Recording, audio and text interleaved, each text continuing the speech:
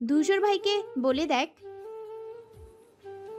পুষ্পর কান্না বিদ্যুৎ বেগে থেমে যায়, হতবাক হয়ে বলে, কি বলছিস? পিউ মাথা দোলালো। ঠিকই বলছি, এই সময় তোকে যদি কেউ বাঁচাতে পারে তবে উনিই পারেন। পুষ্প ঘন ঘন মাথা নেড়ে আওড়ালো। না না, উনি জানলে আমায় মেরেই ফেলবেন। ইকবাল বলেছিল ভাইয়াকে আস্তে ধীরে বোঝাবে। হঠাৎ আমার মুখে এসব শুনলে উনি কি না কি ভাববেন। ওনাদের বন্ধুত্বটাও নষ্ট হবে। আমি এসব কি করে হতে দেই পিউ? বোনের আকুল ব্যগ্র চিন্তিত চোখ মুখ দেখেও পিওর হাসি পেল। বোকা মেয়েটা তো জানে না ধূসর ভাই আগেই সব জেনে বসে আছেন। সে প্রযত্নে হাসি চেপে রাখলো, চেহারায় রাগি রাগি ভাব ফুটিয়ে বলল, এত কিছু প্রেম করার বেলায় মনে ছিল না? পুষ্প নাক ফুলিয়ে বলল। বড়দের মতো কথা বলবি না। পিউ ফুঁসে উঠল। তাহলে কি করব? কেঁদে কেটে এইটুকু সময় কি অবস্থা করেছিস চেহারার? ইকবাল ভাইকেও যা নয় তাই শোনালি। দোষ কি তোর না ওনার? নিজে কিছু সামলাতে পারছিস না? ভালোর জন্য বলছি, যদি জীবনে ইকবাল ভাইকে পেতে চাস তবে ধূসর ভাইকে গিয়ে বল, এছাড়া আর উপায় নেই। আর যদি না পারিস তাহলে বসে থাক, একটু পর খেতে ডাকবে, পেট পুড়ে খেয়ে এসে আবার কাঁদিস। বাকি জীবনে কাদার কথা তো বাদই রইল। আর আমি এসবে নেই, যা মন চায় করগে, যত সব। হড়বড় করে ভেতরে রাগ ক্ষোভ উগলে দিল পিউ। পেটটা ভীষণ ক্রোধে ফাটছে। ভালোবাসার আগে এসব মাথায় থাকে না এদের। বিয়ের কথা উঠলেই হাজারটা চিন্তা দেখা দেয়। কই, সে তো এরকম নয়। ধূসর ভাইকে ভালোবেসেছে যখন, পৃথিবীর সাথে লড়াই করতেও সে প্রস্তুত। তবু ওই মানুষকেই চাই, ওর জীবন দিয়ে হলেও চাই। বনের উপরে রাগে গজগজ করে বেরিয়ে গেল সে। পেছনে রেখে গেল মর্মাহত পুষ্পকে। মেয়েটা মেয়েটা নির্বোধ নিহত চোখে বনের যাওয়া দেখলো। বিভ্রমে মস্তিষ্ক শুষ্ক, কি করবে জানে না। প্রচন্ড সিদ্ধান্তহীনতায় ভুগছে।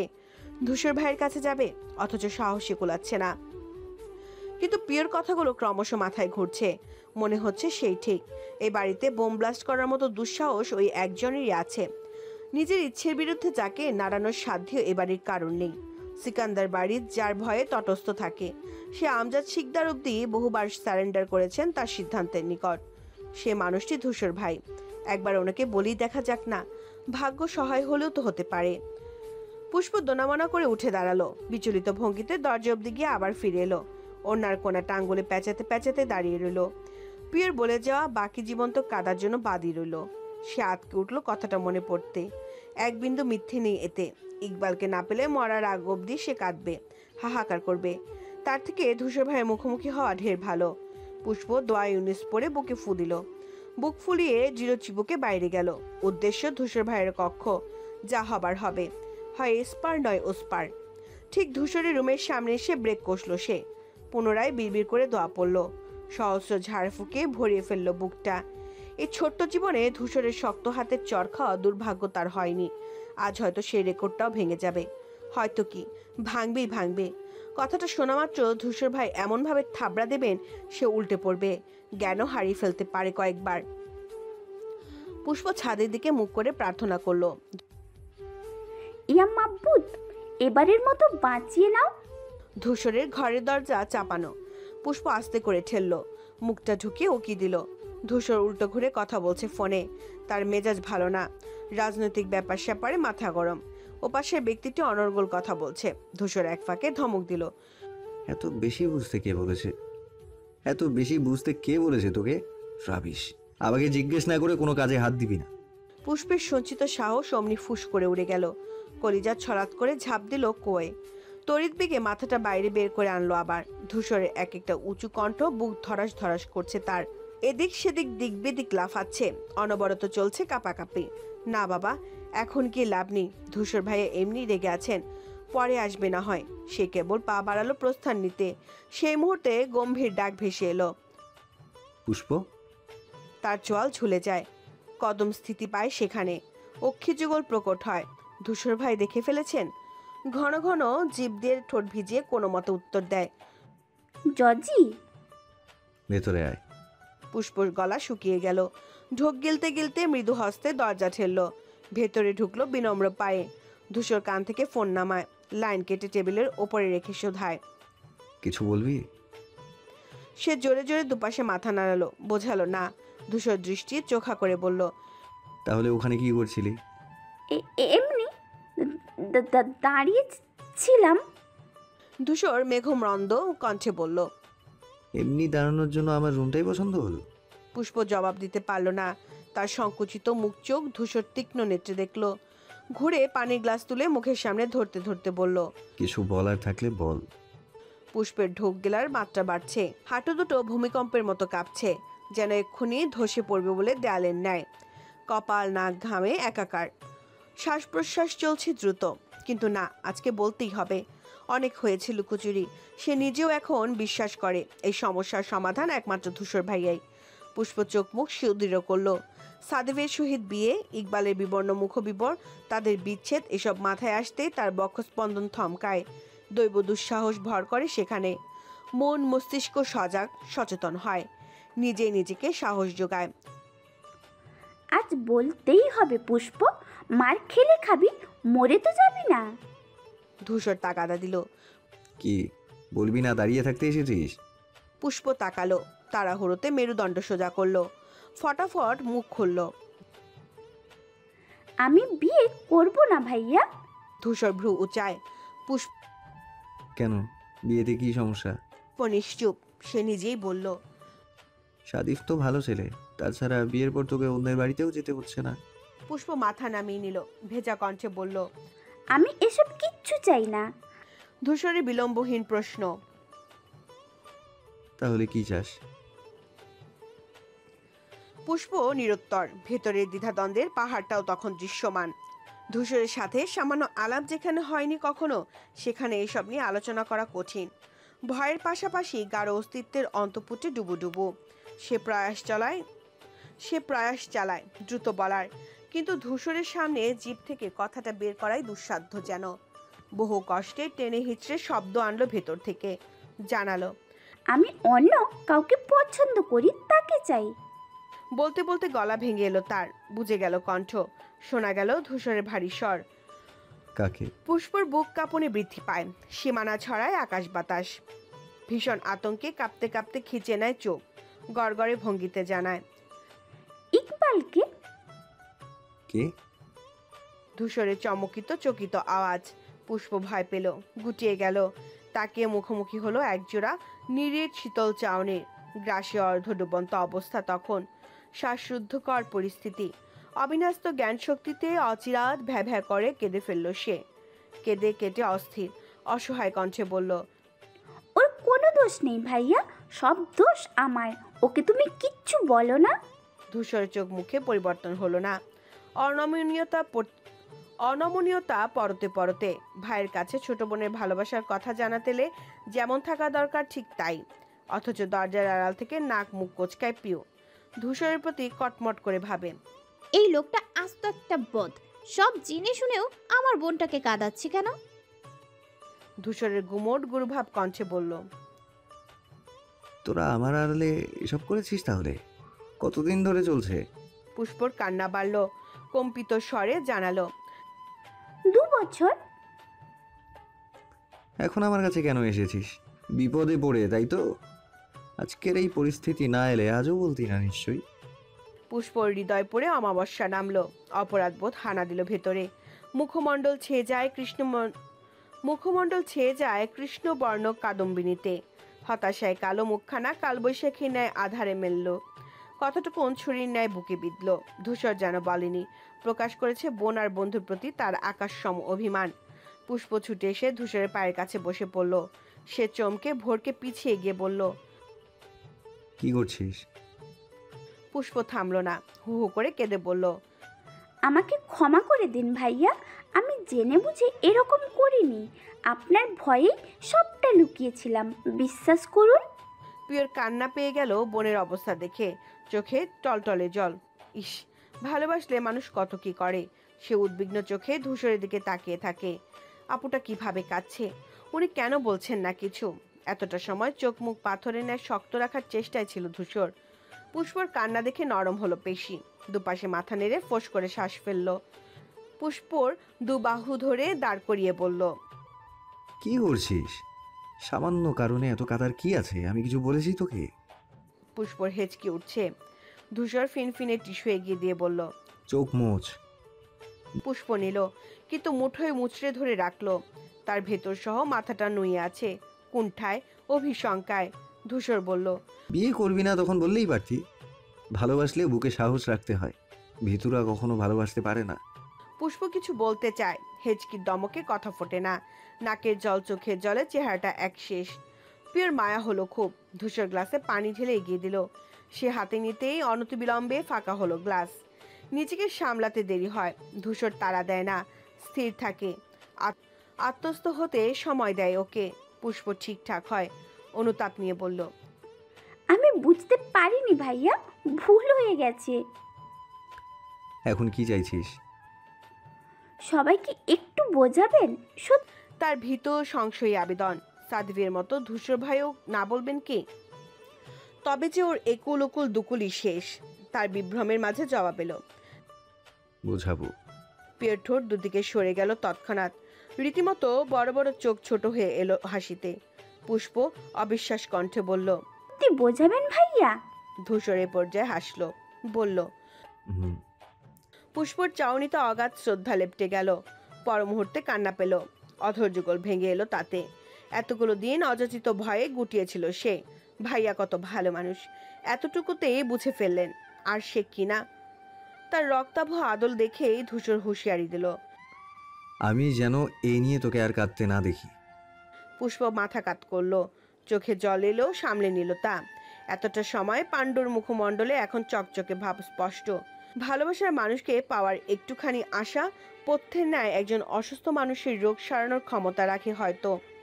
ধূসর একটু ভেবে বলল। ইকবালকে বলবি না, আমি জানি। আর আমি না বলা অবধি এই বিষয়ে ওর সাথে কোনো আলোচনা করবি না। পুষ্প সামান্যতম বিরক্তি করলো না, বিনা বাক্যে মেনে নিয়ে বলল। ঠিক আছে ভাইয়া। যা। পুষ্প উল্টো ঘুরতেই পিউ সরে গেল। সে আবার ফিরে তাকায়, দ্বিধাদ্বন্দ্ব নিয়ে বলে। সব ঠিকঠাক হবে তো? ধূসর উত্তর দিল না, অথচ তার চাউনি দেখে পুষ্প নিজে নিজেই বলল। না না, হবে, জানি আমি হবে। এরপর খুব দ্রুত ঘর ছাড়লো সে। ধূসর বিড়বিড় করে বলল। কেউ কারো থেকে পিছিয়ে নেই, দুই বোনই সমান সমান গাথা। পিউ দেয়ালের সাথে লেপ্টে থাকায় পুষ্প খেয়াল করেনি। সে আনন্দ সমেত ঘরে ঢুকে যায়। পিউ হাঁপ ছেড়ে বাঁচল। বোনের খুশিতে তার মুখমণ্ডল উজ্জ্বল। মনে মনে স্বস্তি পেল ধূসরের কথায়। ওনার ওপর অগাধ বিশ্বাস যে। পিউ বুক ভরে শ্বাস নেয়।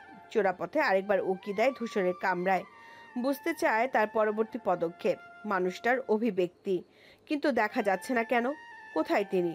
সে আরেকটু এগোয় যায়, দু হাতে ভর দিয়ে পুষ্পের মতো মাথাটা ঢোকাতে যায়। অকস্মাৎ দরজা টান মেরে খুলে ফেললো ধূসর। পিউ হোঁচট খেলো, ব্যর্থ হলো নিজেকে সামলাতে। রীতিমতো হুমড়ি খেয়ে পড়ে গেল মেঝেতে। হকচকালো, হতভম্ব হলো। ধূসরের শটান দাঁড়ানো দুটো পায়ে সে ভিড়েছে তার সম্মুখে। পিউ কোনোয় ব্যথা পেয়েছে।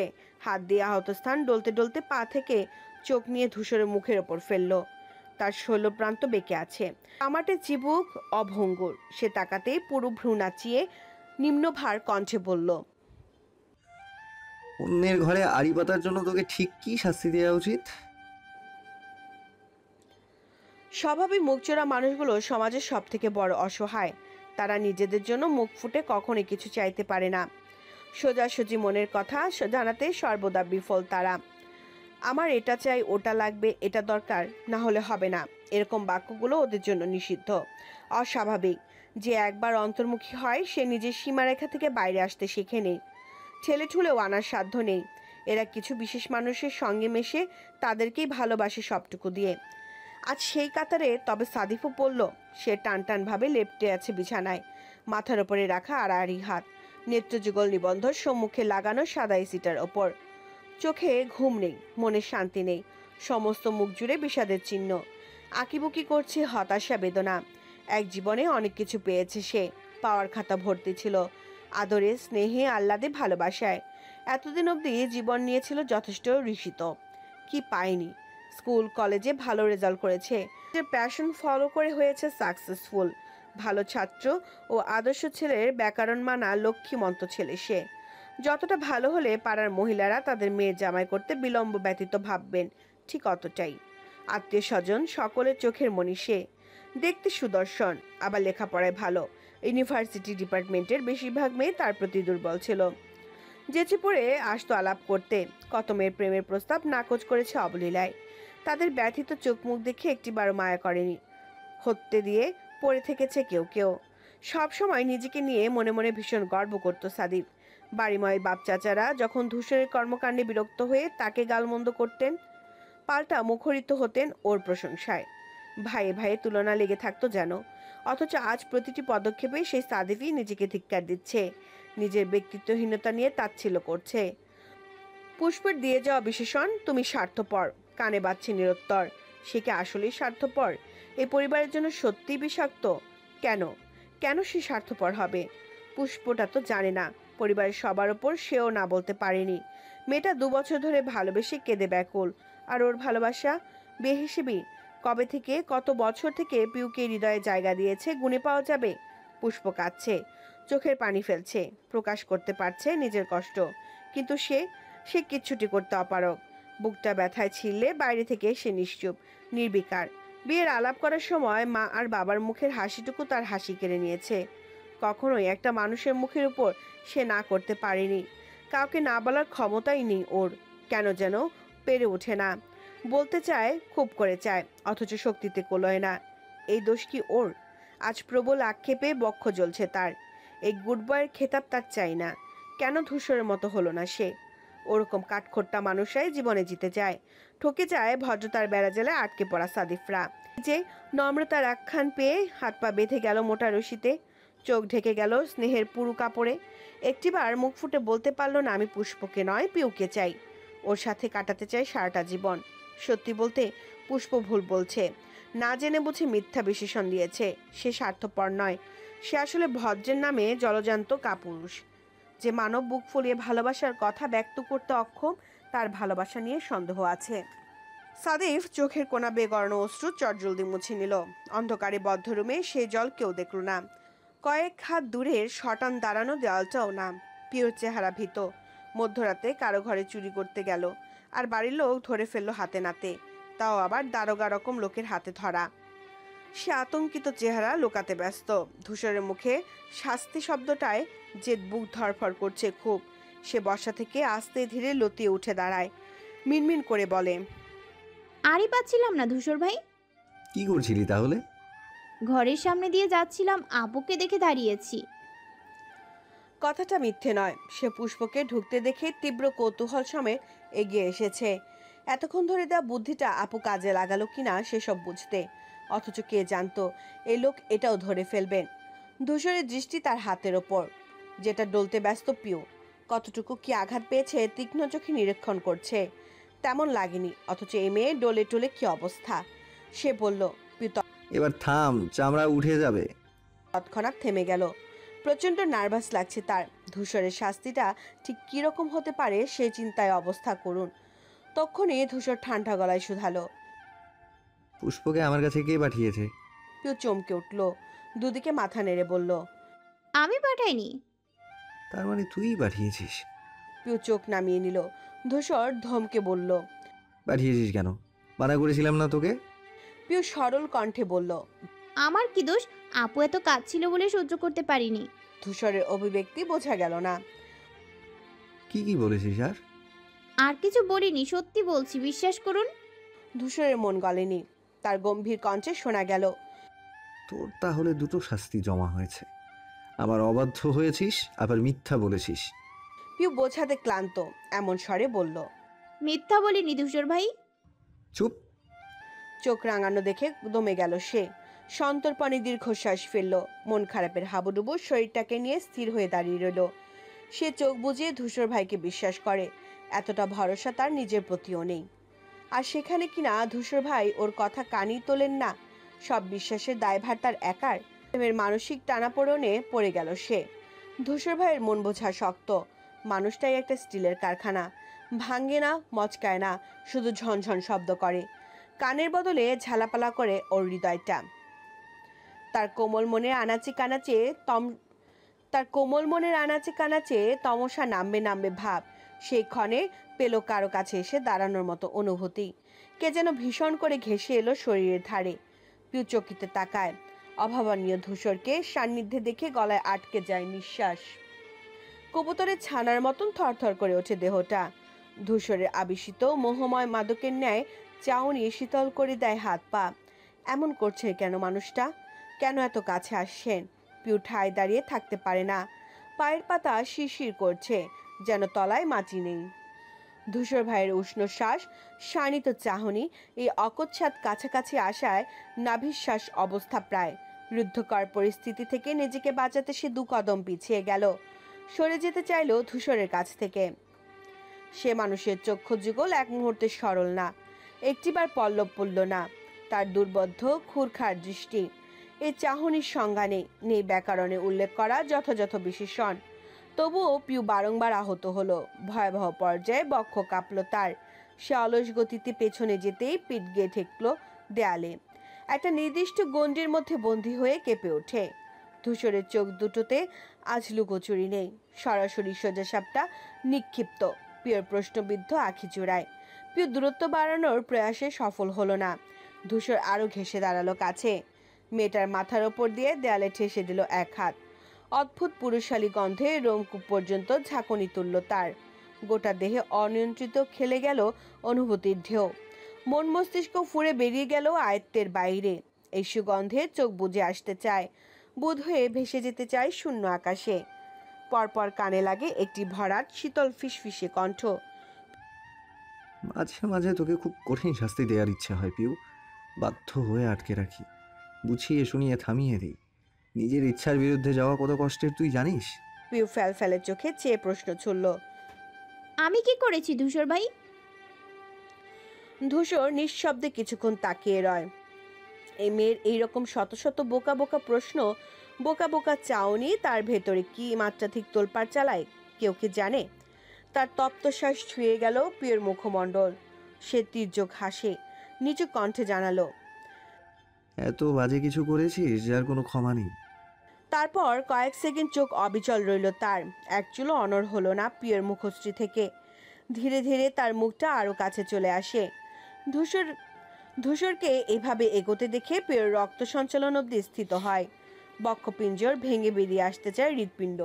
স্থায়িত্ব পেল হাত পায়ের অনির্দিষ্ট কাঁপন। কপালে ঘাম ছুটল সবেগে। দুর্নিবার অনুভূতিতে গুরুতর হয়ে এলো নিঃশ্বাস। ধূসর পিউর করুণ অবস্থা বুঝল কিনা কে জানে। তার লম্বা দেহ ঝুঁকে গেল, উষ্ণিষ্ণ প্রশ্বাস ছিটকে ফেলল পিউর ঘাড়ে।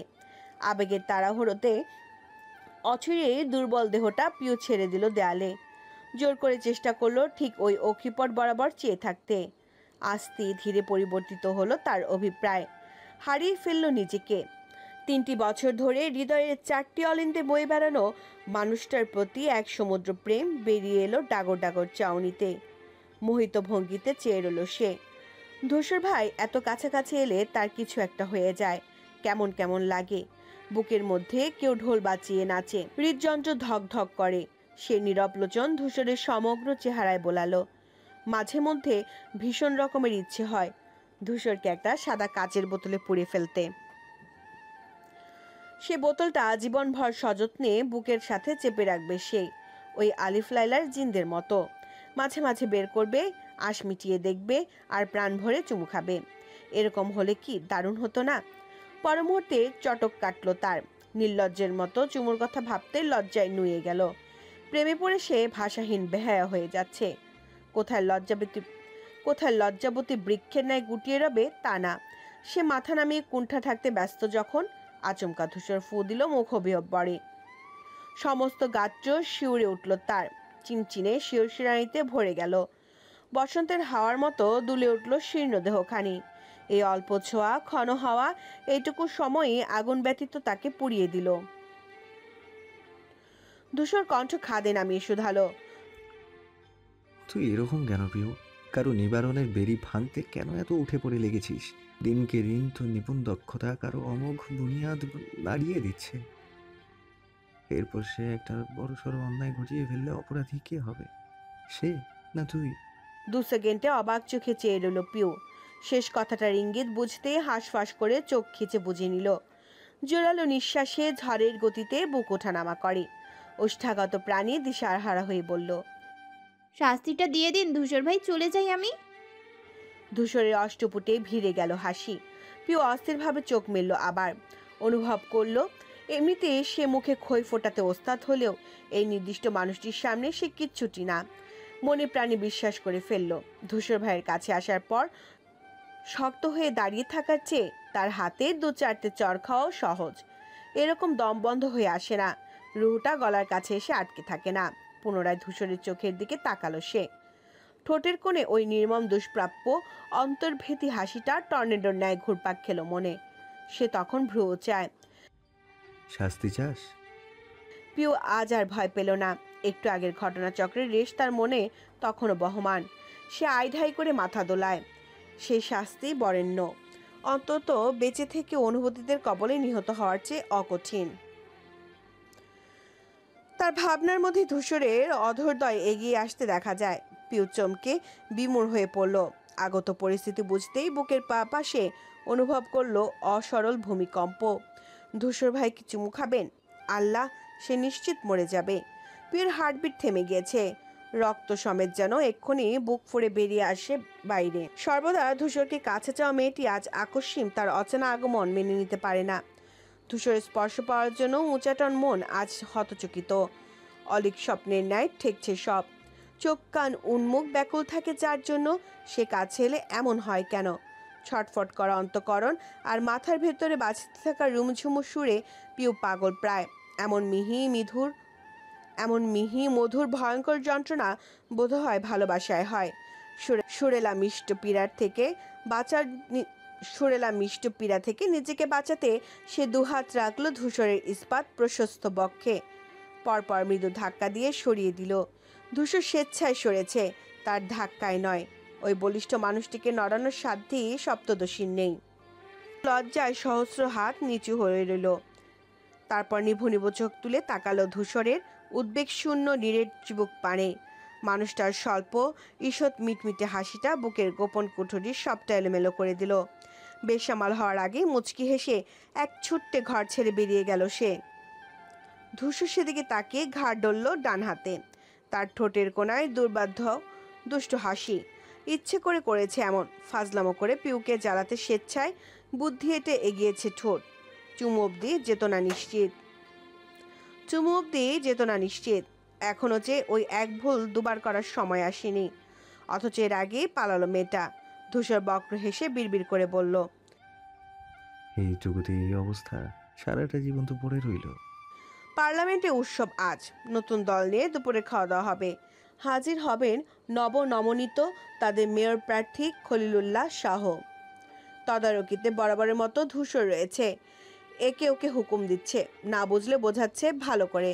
মাঝে মাঝে হাতঘড়ি দেখছে, ঘড়িতে একটা ছাড়াবে। অথচ ইকবালের দেখা নেই। এই প্রোগ্রামের জন্য আজ সে অফিস থেকে লাঞ্চের আগে বেরিয়েছে। রিসেপশনে বলে এসেছে ফিরবে না বিকেলে। অথচ সভাপতি নিখোঁজ। ছেলেটা মাঝে মধ্যে এত দায়িত্ব জ্ঞানহীনের মতো কাজ করে কেন? একেই কিনা সে ভবিষ্যতের মেয়র করার পায়তারা করছে। ধূসর ঠোঁট ফুলিয়ে শ্বাস ফেলল। ফুল দিয়ে মূল গেটে ডেকোরেশন হচ্ছে। পুরো পার্লামেন্ট সাজানো শেষ প্রায়। ঘেমে নিয়ে গোসল করার মতন অবস্থা। সোহেল এসে খাবারের মেনু দেখিয়ে শুধালো। ধূসর রুমাল দিয়ে মুখ মুছতে মুছতে বলল, লাগবে না, তুই এক কাজ কর, সবার জন্য স্প্রাইট আনা। ওনার একার জন্য আলাদা করে আনালে খারাপ দেখায়। সোহেল চলে গেল। তারও অনেকটা সময় পর দৃশ্যমান হলো ইকবালের সাদা গাড়িটা। ধূসর অমনি চোখ মুখ পাথরের ন্যায় শক্ত করলো। বোধহীন ছেলেটার ওপর মেজাজ দারুণভাবে চটেছে আজ। তাকে কঠিন কিছু কথা শোনানোর উদ্দেশ্যে গটগটিয়ে হেঁটে গেল কাছে। ইকবাল গাড়ি থেকে নামলো। দরজা আটকে ঘুরতে ধূসর সামনে পড়ল। তরিতে তার পোক্ত চিবুক মসৃণ হলো। কড়া কথা শোনাতে চাওয়ার ইচ্ছে হুড়হুড় করে উবে গেল। ইকবালের অবিন্যস্ত মুখমণ্ডল থামিয়ে দিয়েছে। টকটকে লাল দুটো চোখ, অসিত ঠোঁট যুগল আরো বেশি কালো আজ। চুল অগোছালো হয়ে কপালে পড়েছে, সাথে বাম চক্ষু রেখেছে দৃষ্টির আড়ালে। ধূসর চিন্তিত কণ্ঠে বলল, কি অবস্থা আছে আর? ইকবাল একটু হাসলো। সত্যি বলতে ছেঁচড়ে এনেছে হাসিটা। বলল, রাতে ঘুম হয়নি তাই আর কি। গলার স্বরও অন্যরকম, ভাঙাচোরা রুগ্ন। ধূসর কাঁধে হাত রেখে বলল, তুই ঠিক আছিস? ইকবালের অন্তঃস্থল হু হু করে উঠল। ধূসরকে দুহাতে আগলে ধরতে মন চাইছে চিৎকার করে জানাতে, আমি ঠিক নেই ধূসর, তোর বোন আমাকে ঠিক থাকতে দিচ্ছে না। ভালোবাসার অনলে জ্বালাচ্ছে, পোড়াচ্ছে, পুতুলের ন্যায় নাচাচ্ছে। ওর একটা সুষ্ঠু বিচার কর ভাই। মুখে বলল। ধূসর একদম। তাও শুধালো। Is everything all right Iqbal? Iqbal স্বভাবসুলভ হেসে বলল, হ্যাঁ, আরে হ্যাঁ, আমাকে দেখে অলরাইট মনে হচ্ছে না তোর? না। সে ঠোঁট উল্টায়। ঠিক আছে রে বাবা, 1 মাইল দৌড়ে এলে বিশ্বাস করবি? থাক, ভেতরে চল, খলিল ভাই অপেক্ষা করছেন। এ বেটা এত আগে ভাগে এসেছে কেন? পরে এলে খাবার কি কম পাবে? সবাই তোর মতো লেট লতিফ নয়। হি ইজ এ পাংচুয়াল গাই। আয় এখন। ধূসর উল্টো পথে কদম ফেলল। ইকবাল দাঁড়িয়ে রইল স্থির, তার ভেতরটা খচখচ করছে অন্য কিছু নিয়ে। পুষ্প কাল রাতে হঠাৎ অস্বাভাবিক ব্যবহার করেছে। সে কষ্ট পেয়েছে বুঝেও একটিবার ফোন করলো না, খবর নিল না। হঠাৎ কি হলো সে চিন্তা, আর ভারী বুক সমেত সারা রাত বিনিদ্রায় কেটেছে তার। এক ফোঁটা চোখ বোঝেনি, ঘুমায়নি। অসংখ্য সিগারেটের ধোঁয়া উড়িয়েছে বাতাসে। সকালে যাও একটু ঘুমোতো। পুষ্পের নো কল নো মেসেজ দেখে অভিমানে মাথার রগ দপদপ করে উঠল। ক্রোধ ছড়ালো শিরাসমূহে। সবসময় রাগ করবে ও, ভাঙাবে সে? কেন? একতরফা কেন হবে এই নিয়ম? অতগুলো কলে ওকে না পেয়ে একটু না একটু হয় উঁচু কণ্ঠে কথা বলেছে, তাই বলে এভাবে রিয়েক্ট করবে? এত বাজে বাজে কথা শোনাবে? সে টর্চার করছে মানে? সে কি অত্যাচারী? ইকবাল ফের অনুরাগী হয়। মনের সাথে সাথে চোখ মুখ শক্ত করে। অভিমানে ছেয়ে যায় তার তনু মন। কিন্তু একটিবার পুষ্পের কথা জানার স্পৃহা কমে না। ইনিয়ে বিনিয়ে যদি ধূসরের থেকে একবার শুনতে পারত সে আজ ইউনিভার্সিটিতে গিয়েছে কিনা, তবে যা বোঝার বুঝে নেবে। কি দাঁড়িয়ে আছিস কেন? তার ধ্যান কাটলো, দু পায়ে গিয়ে গিয়ে আবার দাঁড়িয়ে গেল। ধূসরের দৃষ্টি বদলালো সন্দেহে। ওর উস্কোসানি নজর বন্দি হতে কয়েক সেকেন্ড লাগে। ইকবাল জিভে কৃষ্ণ বর্ণ ঠোঁট ভিজিয়ে বলল, মানে বলছিলাম যে বাড়ির সবাই কেমন আছে? ধূসর একটু অবাক হলো না এমন ভঙ্গিতে বলল, ভালো। পিউয়ের পরীক্ষা কেমন হচ্ছে? শুনছি তো ভালো। সে অকারণে সব দাঁত দেখিয়ে বলল। ভালো ভালো। তোর হিটলার চাচার কি খবর? ধূসর চোখ রাঙাতেই দাঁতের জিভ কেটে বলল, ভালো মানুষ। আঙ্কেলের কি খবর? হঠাৎ সবার খোঁজ খবর নিচ্ছিস যে? এমনি, তুই আমার বেস্ট ফ্রেন্ড, তোর পরিবার আমার পরিবার না? বাড়ির সবাই ভালো আছে, এখন আর একটু বেশি ভালো থাকার কথা। খুশির খবর চলছে তো। ইকবাল কপাল কুঁচকে বলল। কি খবর? তোর চাচার আবার ইয়ে হবে নাকি? ধূসর চোখ গরম করে বলল। উজবুকের মতো কথা বলবি না। ইকবাল মাথা দোলালো, মনে মনে একটুখানি সুযোগ হাতালো পুষ্পের নাম উচ্চারণ করার। কিন্তু ওই যে চোরের মন পুলিশের মতো, পাছে ধূসরের সন্দেহ করে বসলে। আর কোনো প্রশ্ন? হ্যাঁ, না মানে ওই খুশির সংবাদটা কি? পুষ্পর সঙ্গে সাদিফের বিয়ে। ইকবাল বেখেলে মাথা দুলিয়ে বলল। ও ভালো। হুশে ফিরতে বজ্রাহতের ন্যায় তাকালো, আর্তনাদ করে বলল। কি কি? ধূসর কাঁধ উঁচু করে বলল, হ্যাঁ, এই তো কালই পাকাপাকি করলো। 2 দিনের ভেতর বোধহয় এঙ্গেজমেন্টের দিনও ঠিক হবে। ইকবালের কান ঝাঝা করে উঠল, বক্ষে সাই করে একটা তীর বসলো। বুকটা বিচ্ছিন্ন ফালা করলো নিমিষে। এতটা দেবে বসলো যে এফোর ওফোর হয়ে গেল সব। অদৃশ্য রক্ত ঝরল অনর্গল। সে উত্তর দিতে পারল না। কেমন রক্তশূন্য চেহারায় ধূসরের মুখের দিকে চেয়ে রইল। অক্ষিপটের শ্বেত রঙটা বিবর্ণ ফ্যাকাশে। নিশ্চিন্ত হতে শুকনো ক্ষণক্ষণে কণ্ঠে শুধালো, বলছিস? ধূসরের আনন্দিত জবাব, ইয়েস, ঠিক শুনেছিস। এই তো কদিনের মধ্যেই ওদের বিয়ে ডেট পড়বে শুনলাম। হলুদের প্রোগ্রামটা অনেক বড় করে করব। আমরা একরকম পাঞ্জাবি নেই, কি বলিস? আফটার অল আমার পরিবার তোর পরিবার হলে Pushpa also like your sister. Iqbal অদৃশ্য দুহাতে কান চেপে ধরল নিজের। অদ্ভুত অদ্ভুত আর্তনাদ করলো, কিন্তু কথা ফুটল না। পুষ্প তার বোন? না, ইহকালে না। ধূসর ভ্রু কুচকে বলল।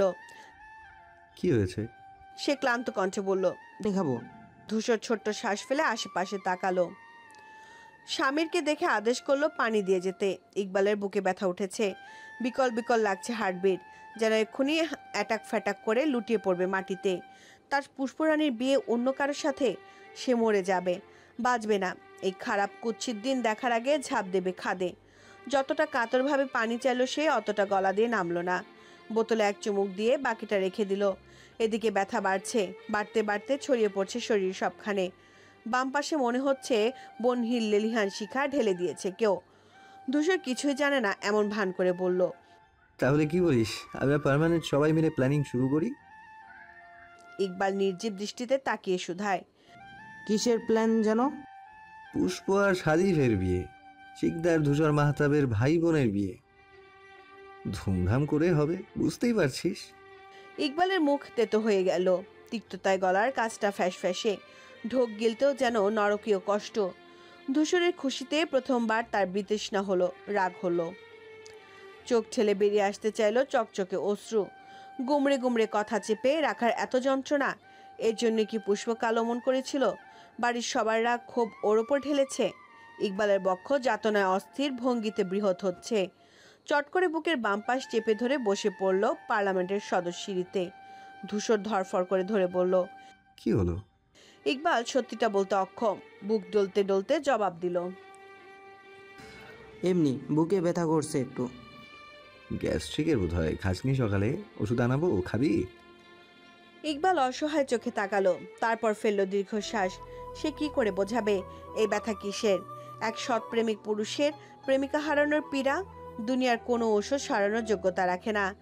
প্রেমের মামলায় বুকটা আসামি, প্রেমিক কাঠগড়ায় দাঁড়ালেও উকিল হয় না কেউ। মাঝখান থেকে বিনা দোষে হৃদয় শাস্তি পায়।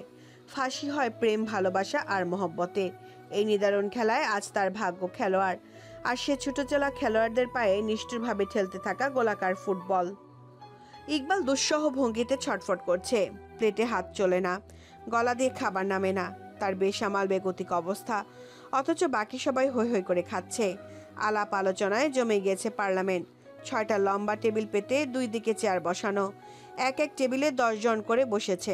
ধূসর, ইকবাল, খলিল সবাই একই টেবিলে। ইকবালের অস্থির অবস্থা আর চোখে তীক্ষ্ণভাবে দেখছে ধূসর। শেষে জিজ্ঞেস করে, খাচ্ছিস না কেন? ইকবাল নড়ে উঠল একটু। কই খাচ্ছি তো। সোহেল বলল। খলিল বললেন, আমারও তো ভালোই লাগছে, তেল চিপচিপে কম। ইকবাল একটু হাসলো, তবে কিছু বলল না। কথা বলতে ভালো লাগছে না তার, গলার মধ্যে কি যেন ঘুরছে, প্রাণটা কাতরাচ্ছে কই মাছ। নির্বাচনের দিন তোমরা সবাই একটু অ্যালার্ট থেকো ইকবাল। বিরোধী দল কিন্তু হাত গুটিয়ে বসে থাকবে না। মনে নেই গতকাল কি কেলেঙ্কারি হয়েছিল? জি। মুখে জি বললে হবে না, তুমি গায়ে হাওয়া লাগিয়ে বেড়ানোটা কমাও এখন। আমার পর এখানে নেতা তুমি, পার্লামেন্টের দায়িত্ব তোমার, অথচ সব দায়ভার ধূসরের কাঁধে দিয়ে নেচে কুদে বেড়াচ্ছ। রাজনীতিতে দায় জ্ঞান হচ্ছে আসল। মতন তার চিন্তার মধ্যে খলিলের ধ্বনি শোনা গেল। একে তো মন ভালো নেই, তার ওপর খলিলের কথাগুলোয় ইকবালের মুখের অবস্থা করুণ হলো। বিষাদে ঠেকে গেল অন্তঃস্থল, ঠোঁটের চারপাশের হাসিটুকু বিলীন। দলের এত ছোট ছোট সদস্যদের সম্মুখে এভাবে না বললে কি হতো না? সে মুখের উপর যথাযথ জবাব দিতে গিয়েও পিছিয়ে যায়। আগামীতে খলিল মেয়র নির্বাচিত হবেন, দলের সিনিয়র সদস্য সে, তাকে অপমান করে কিছুই বলা ঠিক হবে না। যদিও সে একই কাজ করে, দুজনের তফাৎ রইল কই। অথচ এই ভদ্রতার ধার ধারল না ধূসর। সে মুখের ওপর বলে বসলো, পার্মানেন্ট তো চলছে খলিল ভাই, কোনো রকম অসুবিধা হচ্ছে না। আপনার দল ঠিক থাকলেই হলো, সেটা আমি চালাই বা ইকবাল। খলিল হাসার চেষ্টা করে বললেন, তোমার বেশি প্রেসার পড়েছে বলেই বললাম ধূসর, যার যা দায়িত্ব। পড়েছে আমি বলিনি, আপনি হয়তো বাড়িয়ে ভাবছেন। ইকবাল দরকারের সময় থাকলেই হচ্ছে। এছাড়াও গায়ে বাতাস লাগাক বা না লাগাক আমাদের কারোরই দেখার বিষয় না। বিরল যুক্তি আর অপমানের তোরে খলিলের মুখমণ্ডল থমথমে হয়ে আসে, তবু তর্কে গেল না। চোখ নামিয়ে এক মনে হাত চালালেন ভাতের থালায়। ধূসর আর ইকবালের মাখো মাখো সম্পর্ক একদম পছন্দ না তার। সে ভবিষ্যৎ মেয়র, দুজন হবে তার পাঁচাটা কর্মী, অথচ এই ছেলে তাকে গায়ে লাগায় না। আর ওর স্পর্ধা দেখে ইকবালটাও এই রকমই হয়েছে। তার রেগে মেগে উঠে যেতে মন চায়, পরক্ষণে রাজনৈতিক কৌশলে নিজেকে শান্ত করে। ইকবাল আপ্লুত চোখ বন্ধুর দিকে চেয়ে থাকলো। সে চোখ জ্বলে উঠল পরপর। কোটর ছড়িয়ে পল্লব ছুল, বদনের ঘাম মোছার ভান করে মাথা নিচু করে শার্টের হাতা দিয়ে মুছে নিল জল। অপরাধ বোধে হৃদয় পট ছেয়ে যাচ্ছে। এই বন্ধুর সাথে 2 বছর ধরে দুর্ভাবনীয় বেইমানি করেছে সে। ভাবতেই নিজেকে নিচ আর হেয় লাগছে ভীষণ। তাদের উৎসব শেষ হতে বিলম্ব হয়। দুপুর থেকে বিকেল সন্ধ্যা গড়ায়। খাওয়া দাওয়ার পাট চুকিয়ে দীর্ঘ আলোচনায় মগ্ন হলো সবাই। ইকবালের এক মুহূর্ত মন টিকছে না এখানে। তার অবস্থা গলা কাটা মুরগির ন্যায়। একটাবার যদি পুষ্পের সাথে দেখা করার সুযোগ পেত, ফোন করবে একবার, ভাবনা মতো সে উঠে দাঁড়ালো। সবার চোখ তার দিকে ঘুরলে জবাব দিল। আশ্রমে যাচ্ছি। ওয়াশরুমের সামনে এসে তড়িঘড়ি করে ডায়াল করলো পুষ্পের নাম্বার। রিং হয়ে হয়ে বেজে গেল, ধরলো না কেউ। ইকবালের অস্থিরতা তরতর করে ডগার ন্যায় বেড়ে যায়। বাম হাতে চুল খামচে খামচে টানলো। পুষ্প ফোন ধরছে না কেন? সে কি আর তাকে চাইছে না? সাদিব বাইক চালিয়ে সোজা এসে অফিসের সামনে নামলো। স্ট্যান্ডে দাঁড় করিয়ে নিজেও দাঁড়ালো। হেলমেট খুলে হ্যান্ডেল ঝুলিয়ে আড়াআড়ি ভাবে কাঁধে ফেলা কালো ব্যাগ ঠিকঠাক করে হেঁটে গেল ভেতরে। ভিউ মিরর দেখে প্রতিদিন চুল সেট আপ করে বিষয়টা আজ আর মাথাতে এলো না। সেখানে ভর্তি বেদনা আর যাতনা তাকে ভুলিয়ে দিল নিজের যত্ন। প্রতিটা কদমে তার দীর্ঘশ্বাস ভারী হয়। প্রতিটা পল্লব ফেলার সময় মনে পড়ে পিউকে। চোখে ভাসে তার মায়াময় স্নিগ্ধ আদল। কেন যে অতটুকু মেয়ের প্রতি মন হারাতে গেল? না হলে এই মানসিক টানাপোড়নে পড়তে হতো না। এইভাবে দ্বিধাদ্বন্দ্বে চাপে নিঃশেষ হতে হতো না। তার মানসিক বিধ্বস্ততা হাজারে গড়িয়েছে গতকাল থেকে। পুষ্পের সম্পর্কে সব জেনে শুনেও ওকে বিয়ে করতে হবে ভাবলে হৃদয় সিন্ধুতে তমসা নামে। একটাবার যদি কিছু করতে পারত, বিয়েটা যদি আটকানো যেত। সে থমকে দাঁড়ায় হঠাৎ। মনকে শক্ত করে ভাবে বাড়ি ফিরে মায়ের কাছে সবটা খুলে বলবে। জানাবে সে পুষ্পকে নয় পিউকে চায়। উল্টো দিকে পুষ্প তাকে চাইছে না, তার মনে ইকবাল। পরক্ষণে দুদিকে মাথা নাড়ল। কথাগুলো বলার সময়ে মায়ের ব্যথিত মুখ মনে করে পিছিয়ে গেল। না, এ জগতে তার দ্বারা মানুষকে উপেক্ষা করা কঠিন, দুর্বার। আরে আপনি এখানে? হঠাৎ মেয়েলি স্বরে সম্বিত পেল সাদিব। চকিতে ঘুরে তাকালো। সম্মুখে পরিচিত তবে অনাকাঙ্ক্ষিত মুখটি দেখে বিস্ময়ে চেয়ে রইল কিয়ৎক্ষণ। এই মেয়ে এখানে কেন? মারিয়া এগিয়ে এসে সামনে দাঁড়ায়। তার হাতে জল ভর্তি প্লাস্টিকের বোতল। বলল, আপনি এই অফিসে কেন?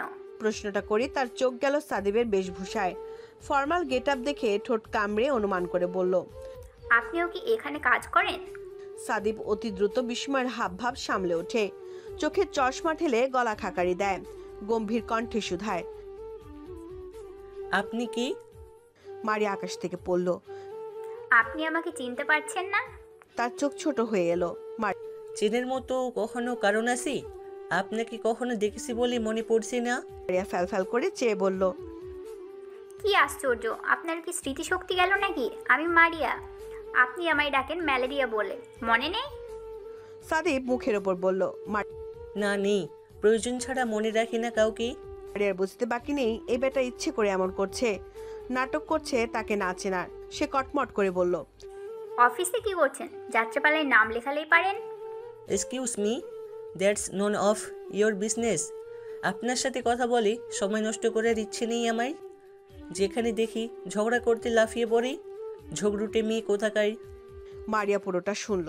চেতে টেতে একাকার হওয়ার কথা ছিল, অথচ আঙ্গুল তুলে উচ্ছ্বসিত কণ্ঠে বলল, এই তো চিনতে পেরেছেন, তার মানে সত্যিই নাটক করছিলেন আপনি। সাদিব থতমত খেয়ে চোখের চশমা ঠেললো আবার। হোয়াট এভার, চিনেছি তো। তো মানে কি, ঢং করছিলেন কেন? বলল।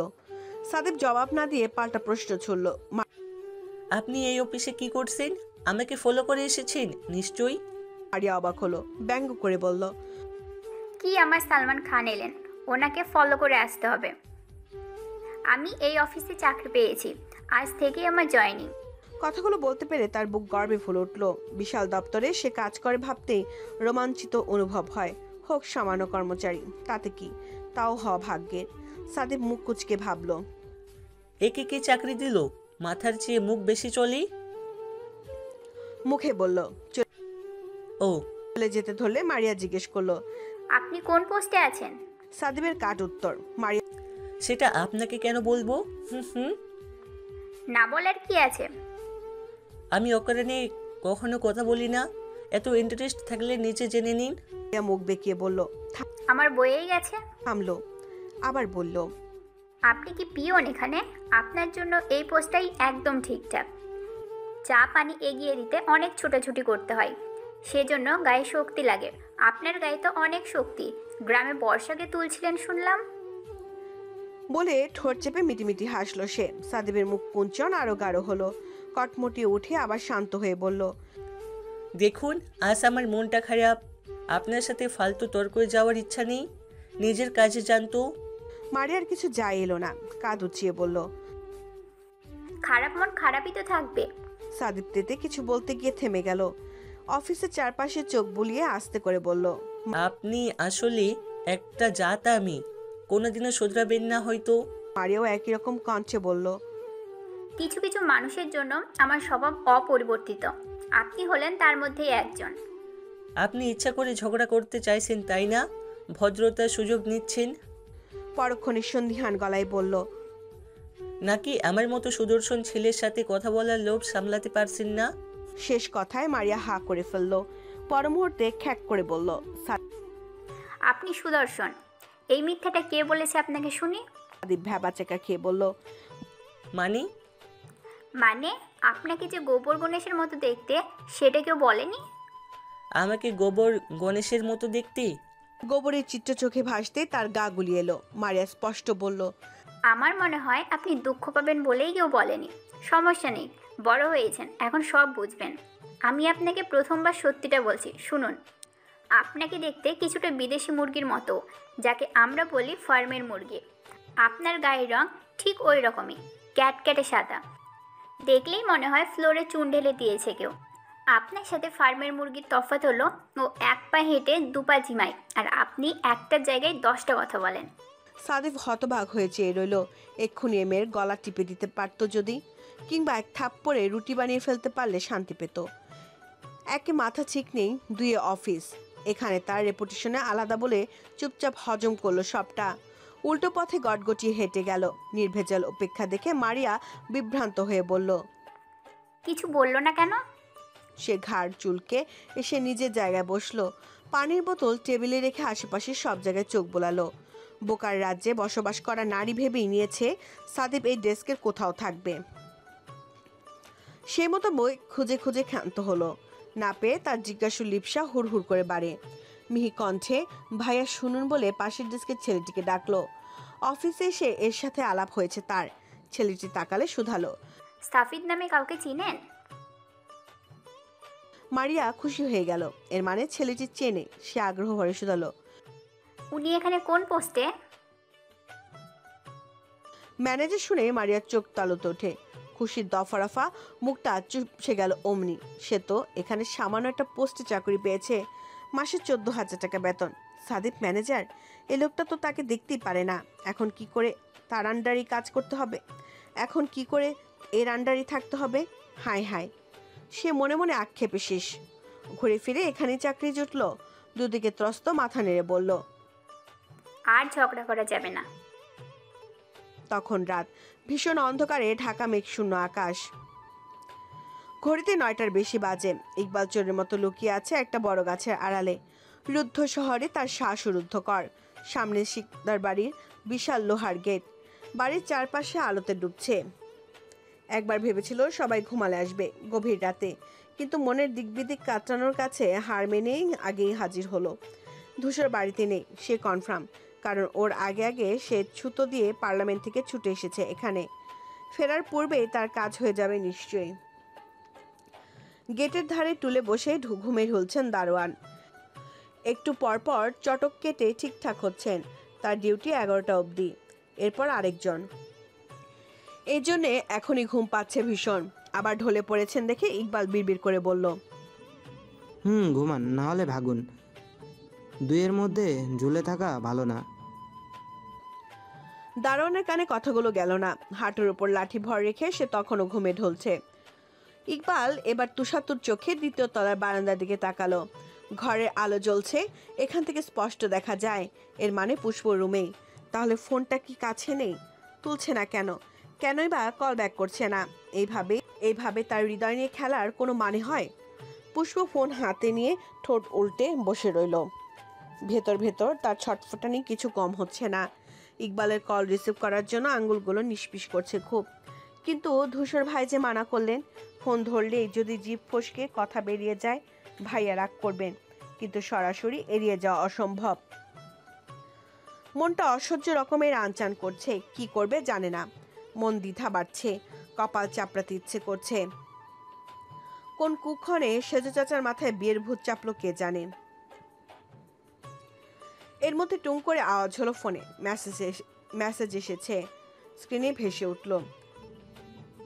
বাড়ির সামনে দাঁড়িয়ে আছি, বারান্দায় না আসা অবধি এখানেই থাকবো ইনশাল্লাহ। প্রেরক ইকবাল।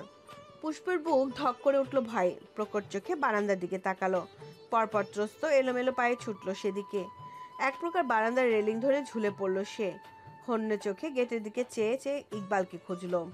দেখা যাচ্ছে না। মিথ্যে যে বলেনি সে নিশ্চিত। এই ছেলে দুঃসাহস প্রবল।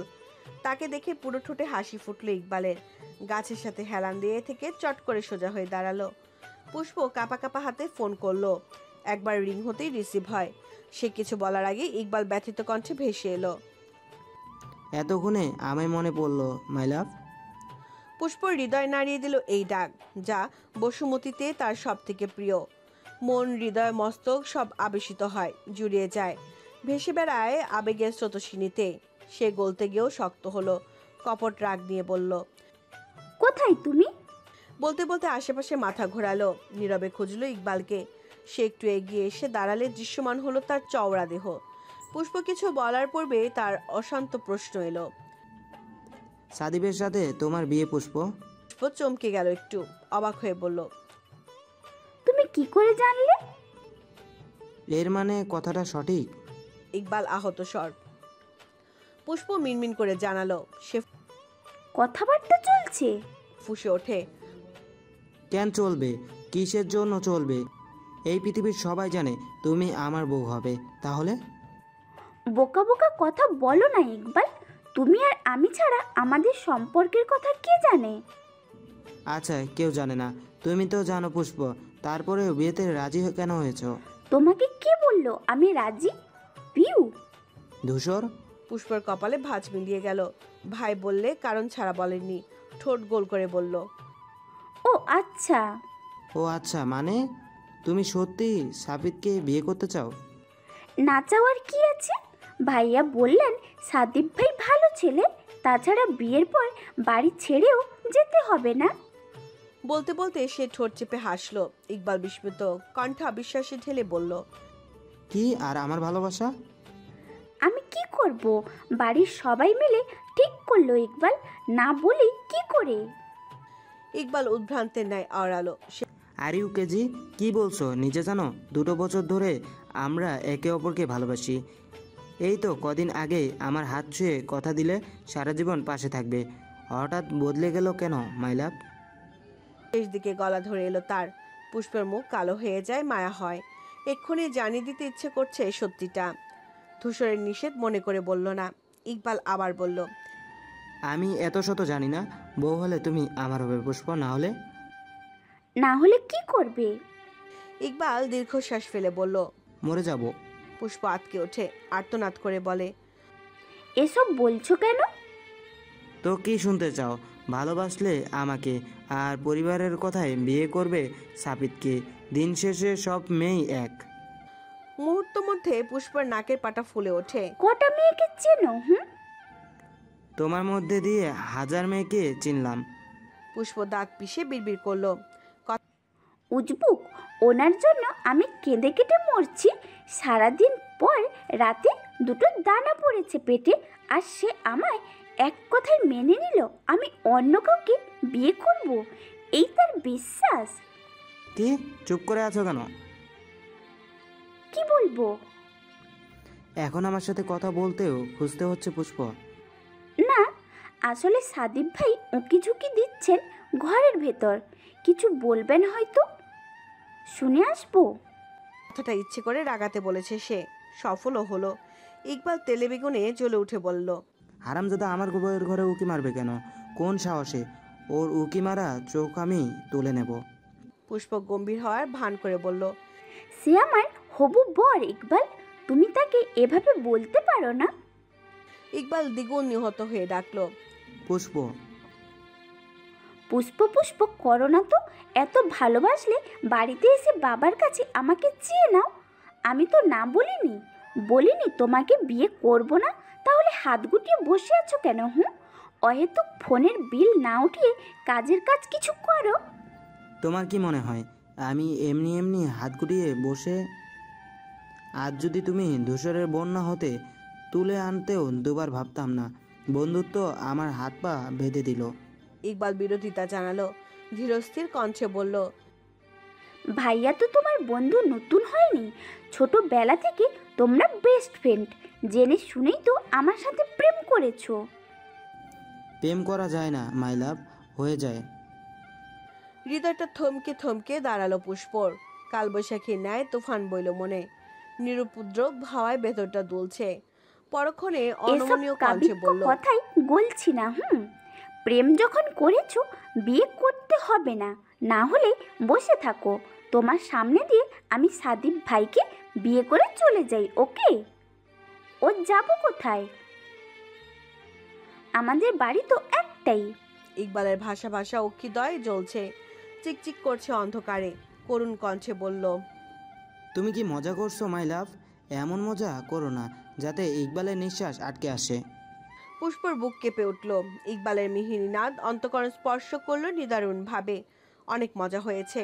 মানুষটার অনুভূতি নিয়েও জেনে বুঝে ঠাট্টা করা উচিত নয়। কষ্ট পাচ্ছে ও। সে নরম হলো, ভিজে গলায় বলতে গেল, আসলে আচমকা কথা থেমে গেল তার। চোখ দুটো বড় বড় করে খট করে লাইন কাটলো। তারপর জুতো পায়ে ঢুকে গেল কামরায়। ইকবাল ঘটনা আগামাথা বোঝেনি, পুরোটাই ঘটেছে তার চোখের সামনে। তবুও সে অনবরত হ্যালো হ্যালো করতে থাকে। মেয়েটার অদ্ভুত অপরিচিত আচরণ বিভ্রমে ভোগাচ্ছে, এলোমেলো করে দিচ্ছে তাকে। পুষ্প তো এরকম নয়। সেক্ষণে কাঁধে একটা শক্ত পুরুষালী হাত পড়ল। চমকে গেল ইকবাল। ঘুরে চেয়ে বিশালাকার হোঁচট খেলো। ধূসরের ভ্রু এক জায়গায় জড়সড়, চেহারায় বিস্ময়ের ছাপ। ইকবাল ত্রস্ত ফোন নামিয়ে পকেটে ঢোকায়, হাসার চেষ্টা করে। তুই এখানে? ইকবালের গলা শুকিয়ে গেল। ভয়ে ভয়ে বক্র চোখে একবার দেখে নিল পুষ্পর বারান্দার দিকে। পর্দার আড়ালে লুকিয়ে থাকা মেয়েটাকে অত দূর থেকে চোখে পড়ে না। বাসায় যাওয়ার জন্য এত তাড়াহুড়ো করলি, বের হলি সবার আগে, তাহলে এখানে কেন? তার কণ্ঠে গাম্ভীর্যে ইকবাল ঢোক গিলল দুবার। ঠোঁটের আগায় যা পেল তাই বলল। তোকে খুঁজতে এসেছিলাম। পুনরায় হাসার ব্যর্থ চেষ্টা করলো সে। ধূসরের চোখ মুখ শিথিল হলো না, ভ্রু নাচালো। আমাকে খুঁজতে? ইকবাল মাথা ঝাঁকালো। ধূসর বলল, ফোন করলেই হতো। সে আমতামতা করে বলল, হয়েছে কি, ফোনে ব্যালেন্স নেই, আবার বিকাশও ফাঁকা, তাই ওই। ধূসর মাঝপথেই কলার ধরে টান মারল। চল। ইকবাল চকিতে বলল। সে কোথায়? ভেতরে। ধাক্কা খায়, চমকিত হয়ে বলে, ভেতরে কেন? গেলেই বুঝবি। তীব্র অনিচ্ছা আর প্রচন্ড কৌতূহল নিয়ে ধূসরের সঙ্গে পা মেলালো ইকবাল। যেতে যেতে বহুবার পুষ্প বারান্দায় দেখলো। ধূসর তাকে সাথে নিচ্ছে না, যেন আসামি টানছে। সে চৌকাঠ পেরিয়ে ভেতরে ঢুকতেই ঘাবড়ে গেল। বসার ঘরে আনিস আর সাদিব ব্যতীত সবাই আছেন। এত মানুষকে একসাথে দেখে নার্ভাসনেসে হাত পা শীতল, শরীরটা কেমন থরথর করছে। আমজাদের গায়ে কোট প্যান্ট টাই ঝুলছে গলায়। আফতাবেরও একই। আজমল শুধু পরে আছেন বাসার পোশাক। বাকি দুজন কিছুক্ষণ আগে অফিস থেকে ফিরেছেন। তাদের মধ্যে কিছু নিয়ে হই হুল্লা চলছে। একজনের কণ্ঠ আলাদা করা, এতজনের কণ্ঠ আলাদা করা মুশকিল। সকলের ঠোঁটেই চওড়া বিস্তৃত হাসি। পুষ্প ঘর থেকে উড়ে এলো প্রায়। ইকবালকে ভেতরে ঢুকতে দেখে তার কলিজা দাপাচ্ছে। আমজাদ বললেন, তাহলে তোমরা টেবিলে খাবারের বন্দোবস্ত করো, আমরা ফ্রেশ হয়ে আসি। নিনা? আচ্ছা যাও। আমজাদ উঠতে যাবেন, এর আগেই ধূসর বলল, একটু পরে যান বড় আব্বু। সকলের কথাবার্তা স্থগিত হলো তার আওয়াজ পেয়ে। আমজাদ থামলেন, তবে ইকবালকে দেখে তৎপর মুখে বিকৃত হলো তার। অথচ গৃহিণীরা গদগদ হয়ে গেলেন। মিনা বেগম দুপায়ে গিয়ে বললেন, ওমা ইকবাল, কতদিন পর এলে, এসো এসো। ইকবাল হাসলো, আর চোখে পুষ্পকে দেখতে দেখতে এগোলো। আজমলের সাথে বহুদিন পর সাক্ষাৎ বিধায় দুজন করমর্দনের সাথে একে অন্যকে জড়িয়ে ধরলো। আমজাদের একটু পছন্দ হলো না এসব, মনে মনে আওড়ালেন, আদিক্ষেদা পুষ্পর বুক টিপ টিপ করছে। মিনা বেগম এত জোরে ইকবালের নাম উচ্চারণ করেছেন যে পিওর ঘর অব্দি পৌঁছে গেল। সে চটজলদি সোজা হয়ে বসলো। কি মনে করে হুলস্থুল বাঁধিয়ে দৌড়ে এলো সিঁড়ির কাছে। নিচে নামলো না, ওপরে দাঁড়িয়ে থাকলো। পাছে কেউ বলে ফেলে পড়া রেখে এখানে কি। সবার আগে তার চোখ আটকায় লম্বা দেহি প্রিয় মানুষটার ওপর। ওই তো দাঁড়িয়ে আছেন।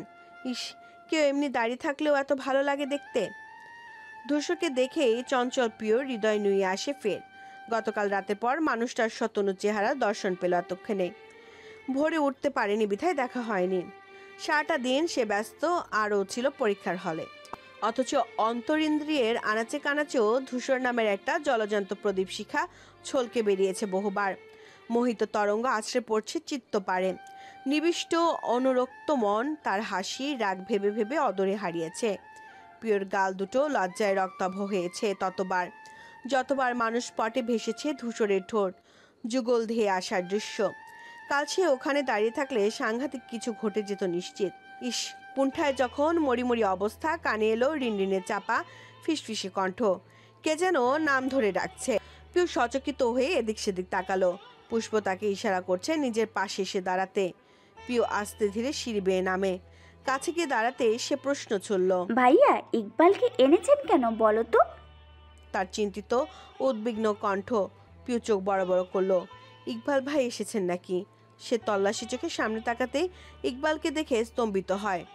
অস্পষ্ট আওড়ায়, একই কাণ্ড।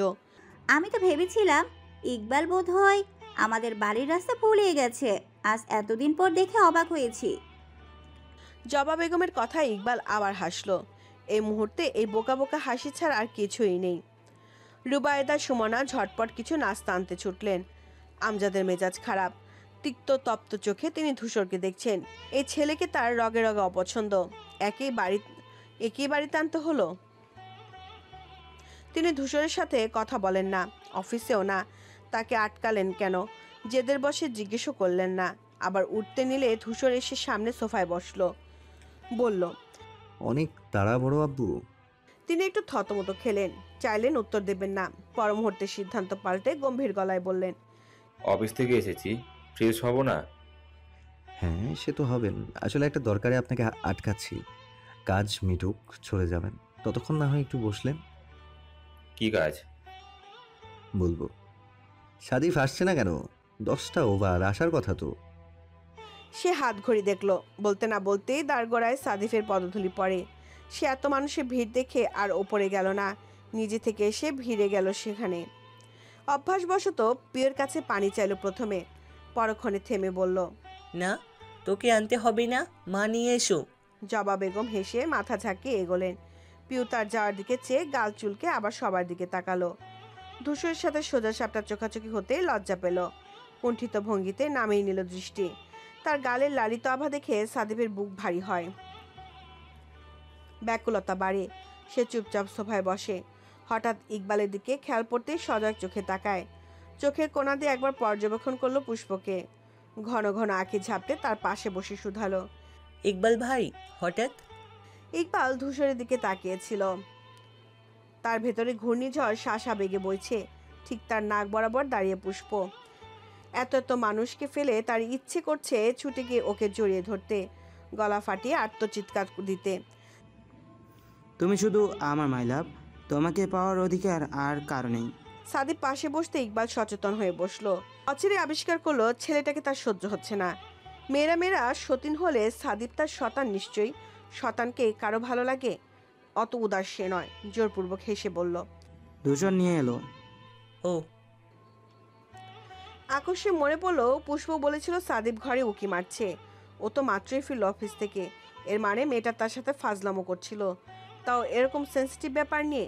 ইকবাল রেগে পুষ্পর দিকে তাকালো। ভয়ে চিন্তায় মেয়েটার শুষ্ক আধামরা চেহারা দেখে টুপ করে ক্রোধটুকু ঝরে গেল। আবার সবাই এসেছে, তাহলে কাজের কথা শুরু করি। মিনা বেগম ঘাড় কাত করলেন। প্রত্যেকে একটু নড়ে চড়ে বসলো। আগ্রহী চোখগুলো সব ধূসরের শ্যামলা মুখশ্রী জুড়ে। সে ঘোষণার মতো উঁচু কণ্ঠে বলল, আগামীকাল ভোরে আমি সিলেট যাচ্ছি, ফিরবো সপ্তাহখানেক পরে। তাই চাইছিলাম পুষ্প আর সাদিফের এঙ্গেজমেন্টের দিনক্ষণ জেনে যেতে। তাছাড়া সেজু রাত্র ছুটিও বেশি দিন নেই। এই নিয়ে আজকেই একটা সিদ্ধান্ত নিলে ভালো হয় না? ইকবাল পুষ্পর বক্ষস্থল ছ্যাদ করে উঠল। স্তব্ধ হয়ে গেল দুজনে। পুষ্প খপ করে চেপে ধরল পিওর হাত, শঙ্কিত কম্পিত স্বরে বলল, ভাইয়া এসব কি বলছেন? পিউ ভেতর ভেতর আতঙ্কিত, ভ্রান্ত হলেও বোনকে আশ্বস্ত করতে বলল, ওনার নিশ্চয়ই কোনো পরিকল্পনা আছে, অপেক্ষা করি। আফতাব কপালে ভাঁজ ফেলে শুধালেন, হঠাৎ সিলেট, একটু কাজ পড়েছে। রাজনৈতিক? ওরকমই। ইকবাল জিভ দিয়ে ঠোঁট চাটল। তার চোখ দুটো গুটিয়ে এক জায়গায় পৌঁছেছে। রাজনীতির কোনো ব্যাপারে ঢাকার বাইরে যাওয়ার কথা তো হয়নি, হলে তো সে জানতো নিশ্চয়ই।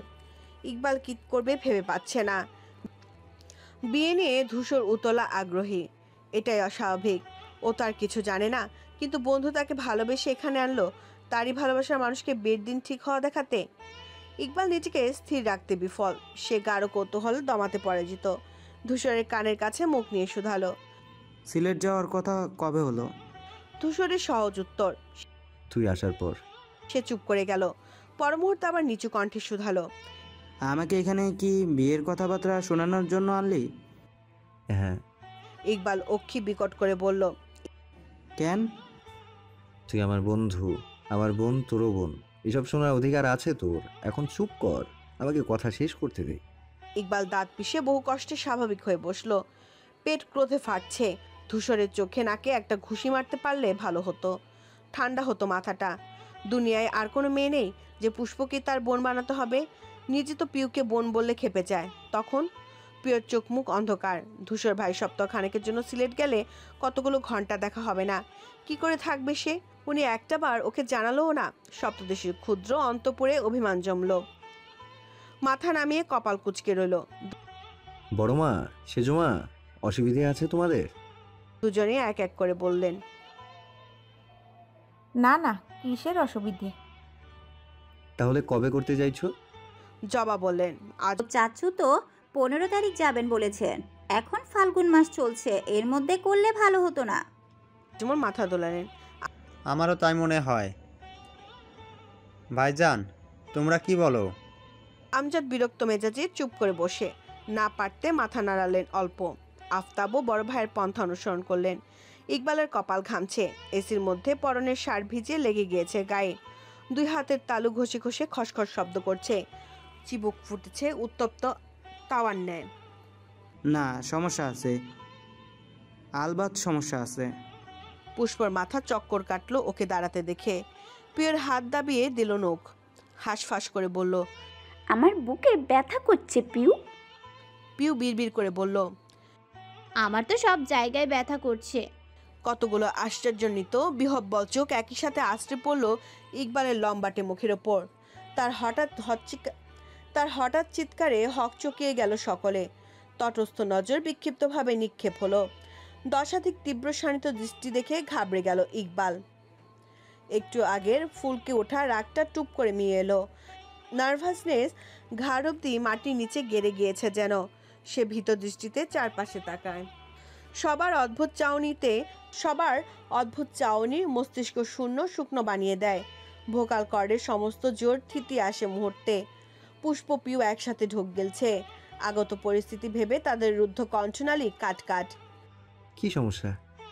ধূসের মুখ চোখে অন্যরকম গাম্ভীর্য। গুমট স্বরের প্রশ্নে ভীত সশস্ত্র ইকবাল। পেটের মধ্যে গুড়গুড় করা কথাগুলো ঘুরপাক খাওয়া তৎক্ষণাৎ থেমে গেল। হাতের তালু দিয়ে কপালের ঘাম মুছে জোর করে হেসে বলল, না মানে সমস্যা এই, এত কম সময়ের মধ্যে বিয়ের আয়োজন কিভাবে করবি? ধূসর বিরক্ত হলো বোধহয়। তার মসৃণ কপাল সবেগে কুঁচকে আসে। আমজাদের চওড়া নাকের ডগা ফেপে উঠল। চুপ থাকার পণে পরাজিত হলেন। ইকবালের আচরণে মেজাজ চটে গেল। প্রচন্ড থমথমে গলায় বললেন, সেসব ভাবার জন্য আমরা আছি, তুমি বসো। তুমি বসো টুকু ধমকের মতো শোনায়। ইকবাল সঙ্গে সঙ্গে ধপ করে বসে পড়ল জায়গায়। পুষ্প এতক্ষণ শ্বাস ফেলল। রোবটের ন্যায় শরীরটা ছেড়ে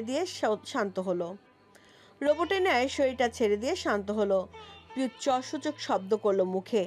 টান টান উত্তেজনায় মুহূর্তটা এক ধাক্কায় মাটি হওয়ায় সে খুশি হতে পারল না। এই ফাঁকে ইকবাল ভাই সত্যিটা বললেই পারতেন। উফ! তারপর পুষ্পর মুঠ হয়ে থাকা স্বীয় হাতখানা ফেরত আনতে চাইল। এই মেয়ে চিন্তার তোপে 5টা নৌকি বসিয়ে দিয়েছে, হালকা পাতলা জ্বলছেও এখন। অথচ পুষ্প দিল না, সে টান বসালো, আরো শক্ত করে চেপে রাখলো। অন্য হাত দিয়ে ওড়না উঠিয়ে ঘাম মুছলো কপালে, ঠোঁট গোল করে দম ছাড়লো পিউ। তাদের শিকদার বাড়ি আর বাড়ি নেই, সার্কাস হয়ে গিয়েছে। প্রতিদিন একটা না একটা কাহিনী লেগেই থাকে, রমরমা ঘটনা ঘটে। শীর্ষবিন্দু কখনো ধূসর, কখনো সাদিব, কখনো পুষ্প। আর এই দারুণ, অনবদ্য আর অসাধারণ ঘটনাগুলোর সময়ই তার টেস্ট পরীক্ষার আগমন। এসব রেখে কারো মন বসে টেবিলে? এখন যদি রেজাল্ট খারাপ হয় তার কি দোষ? প্রিয়র সাথে সাথে আরেকটা চেহারাও দেখা গেল হতাশার ছাপ। সন্তর্পণে বিরক্তি প্রকাশ করলো সে। ইকবাল দাঁড়িয়ে যাওয়ায় সে আশার আলো মুখশ্রী জ্বলে উঠেছিল, নিমিষে নিভে গেল তা। তাহলে এখন কি করব ভাইজান? বিয়ের জন্য কেনাকাটা শুরু করব? পুষ্প বিদ্যুৎ বেগে ধূসরের দিকে তাকায়, হাজার আকুতি সেখানে, ভরসার বিভ্রান্তি।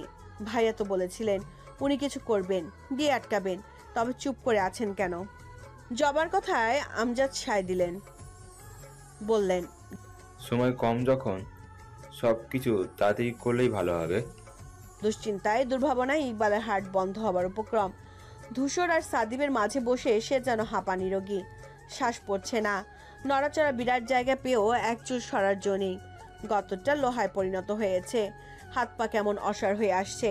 বসার ঘরে এত মানুষের মাঝে সম্মুখে দাঁড়ানো পুষ্পর দিকে তাকানোও কঠিন। আবার তারই সামনে চলছে ওর বিয়ের আলাপ। এভাবে একই সাথে এতগুলো নিষ্ঠুর পরীক্ষায় কেন বসলো সে? এই পরীক্ষায় পাশ মার্ক আদৌ আসবে? তার চিন্তার মাঝে ধূসর আওয়াজ কানে লাগে। সে সাদিবকে জিজ্ঞেস করলো, বিয়েতে সময় লাগে, অতদিনের ছুটি পারবি ম্যানেজ করতে? সুমনা তাল মেলালেন, হ্যাঁ অনেক দিন লাগবে। আমার কিন্তু সঙ্গীতও করব আপা। শিকদার বাড়ির প্রথম ছেলেমেয়ের বিয়ে, মনে রাখার মতন না হলে হয়? বড়দের ঠোঁটের কোণায় মৃদু হাসি দেখা গেল। সাদিব বিলম্বহীন নিরস উত্তর দিল, চেষ্টা করব। ইকবাল দাঁত কিরমির করলো, দুপাশে চোয়াল মটমট করে ওঠে, চোখের পাশের পেশিগুলো অভঙ্গুর। অদৃশ্যভাবে সাদিবের গালে এলোপাথারি থাপ্পড় বসালো সে। ওর ভদ্র কাটছাট্টা চুলগুলো খামচে ধরে বলল, চেষ্টা করব। অন্যের প্রেমিকাকে বিয়ে করার এত শখ, অফিস থেকে ছুটি নিবি, নেওয়াচ্ছি। তারপর সাদিবের মাথাটা সেন্টার টেবিলে ঠুকে দিল ইকবাল। সাদিব আ বলে চিৎকার করতে ধ্যান ছুটে গেল তার, ভরকে গেল। নিজের কল্পনায় নিজেরই ঘাম ছুটছে। সে সতর্ক চোখা চাউনিতে একবার পাশে তাকায়। সাদিব সুস্থ সবলভাবে বসে আছে দেখে স্বস্তির শ্বাস ফেলল। পর মুহূর্তে আক্ষেপ হলো, কল্পনাটা সত্যি হলে ভালোই হতো না? ইচ্ছে করছে চড়িয়ে সাদিবকে কানা বানিয়ে দিতে, যাতে এই ছেলের বিয়ের আগ্রহ, ইচ্ছে, রুচি সব আচম্য মিটে যায়। বিয়ের বয়স শুনলেও লেজ তুলে টেকনাফ থেকে তেতুলিয়া পালায়। তাহলে ওই শুক্রবার আংটি বদল করলে কেমন হয়? ইকবালের বুক থক করে উঠল। আজ সোমবার, এর মানে তো আর 4 দিন। তার পুষ্পরানীর অনামিকায় আংটি পরাবে অন্য কেউ, দলিল করে নিয়ে যাবে ওর সামনেই থেকে। ইকবালের মানসপটে সত্যি সে দৃশ্য হানা দিল। ঘর ভর্তি মানুষের মধ্যে সাদিব পুষ্পর আঙ্গুলে আংটি পরাচ্ছে। সে আবার খুইয়ে বসলো ধ্যান জ্ঞান। একই রকম ছিটকে দাঁড়ালো ফের। চেঁচিয়ে বলল, না, কি আবল তাবল বলতেছেন? মিনা বেগম ভ্যাবাচেকা খেলেন, হতভম্ব হয়ে বললেন, কেন বাবা, কি বললাম? ধূসর মহাবিরক্ত হয়ে হাত দিয়ে থুতনি ঘষল। ইকবাল পুনরায় মিয়ে আসে। সে দাঁড়াচ্ছে যতবার, পুষ্পের হৃৎপিণ্ড ছলকে উঠতে ততবার। সে খিটমিট করে বলল, এই লোকের কৃমি রোগে ধরেছে মনে হয়, বারবার চিংড়ি মাছের মতো লাফাচ্ছে দেখ। পিউ দীর্ঘশ্বাস ফেলল। ইকবাল ভাই যে একটা জ্বলন্ত উনুনের উপর বসে আছেন দিব্য দৃষ্টিতে দেখতে পাচ্ছে সে, ওই জন্যই তো বারবার লাফিয়ে উঠছেন। তারও বা কি দোষ? আচ্ছা, আজ যদি ধূসর ভাইয়ের সামনে তার বিয়ের আলাপ হতো, তিনিও কি এমন করতেন? পিউ ধূসরের দিকে তাকালো। তার তিতিবিরক্ত মুখ বিবরটাও কি অতুলনীয় দেখতে। যাকে ভালো লাগে তার সবকিছু ভালো লাগে, তাই না? ধূসর ভাইয়ের দৃষ্টি, কণ্ঠস্বর, ছোঁয়াচুকু তার অন্তঃস্থল ঝুমঝুম বর্ষা নামায়। হৃদয়ে ছড়ায় সূর্যকিরণ, রোমাঞ্চিত তার মস্তিষ্কের প্রতিটি নিউরন। এই অপার সীমাশূন্য মুগ্ধতা কোথায় রাখবে সে? বক্ষস্থলে যে আর জায়গা হচ্ছে না। আস্ত ধূসর ভাইটাকে রেখে সে শান্তিতে বসতে পারে না, খেতে পারে না, ঘুমোতে পারে না। এই মানুষটাকে রেখে অন্য কাউকে বিয়ে, ইস, এ ভাবাও পাপ। কাউকে দরকার নেই, সে নিজেই নিজের প্রেম নিয়ে যথেষ্ট পসেসিভ। প্রেমের আগুনে স্বেচ্ছায় ঝাঁপিয়ে পড়েছে সে। অন্তঃকরণে প্রণয় বেরি তাকে অষ্টপ্রহরে আষ্টে পৃষ্ঠে জড়িয়ে রাখছে। এ প্রেম আটকানোর সাহস আছে কারো? এ যে অপ্রতিরোধ্য দুর্নিবার বেপরোয়া। আপু তো প্রেম করেছে, তাহলে কেন যে চুপ আছে? ধূসর ভাইয়ের দিকে হা করে না থেকে নিজেও তো কিছু বলতে পারে। প্রেমে পড়লে চুপ থাকতে নেই। চুপ থাকাকে মানুষ দুর্বলতা ভেবে নেয়। প্রেম হলো শক্তিশালী বস্তু। বিড়াল প্রেমে পড়ে বাঘ হতে না পারলে প্রেমের সফলতা কোথায়? ইকবাল আরেকবার সবার দিকে তাকালো। সজাগ মস্তিষ্কে দ্বিতীয়বার মুখ বন্ধ হয়ে এলো।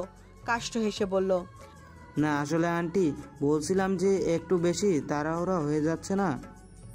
আমজাদ মেজাজি কণ্ঠে শুধালেন। কিসের তাড়াহুড়ো? সে মিনমিনে করে বলল, ওরা তো ছোটবেলা থেকে ভাই বোন ভেবে এসেছে নিজেদের। হুট করে বিয়ে দিলে ওরা কিভাবে নেবে? ওদেরও সময় দেওয়া উচিত। আমজাদ শিকদার রেগে গেলেন। তার চোখের বালি রাজনীতি।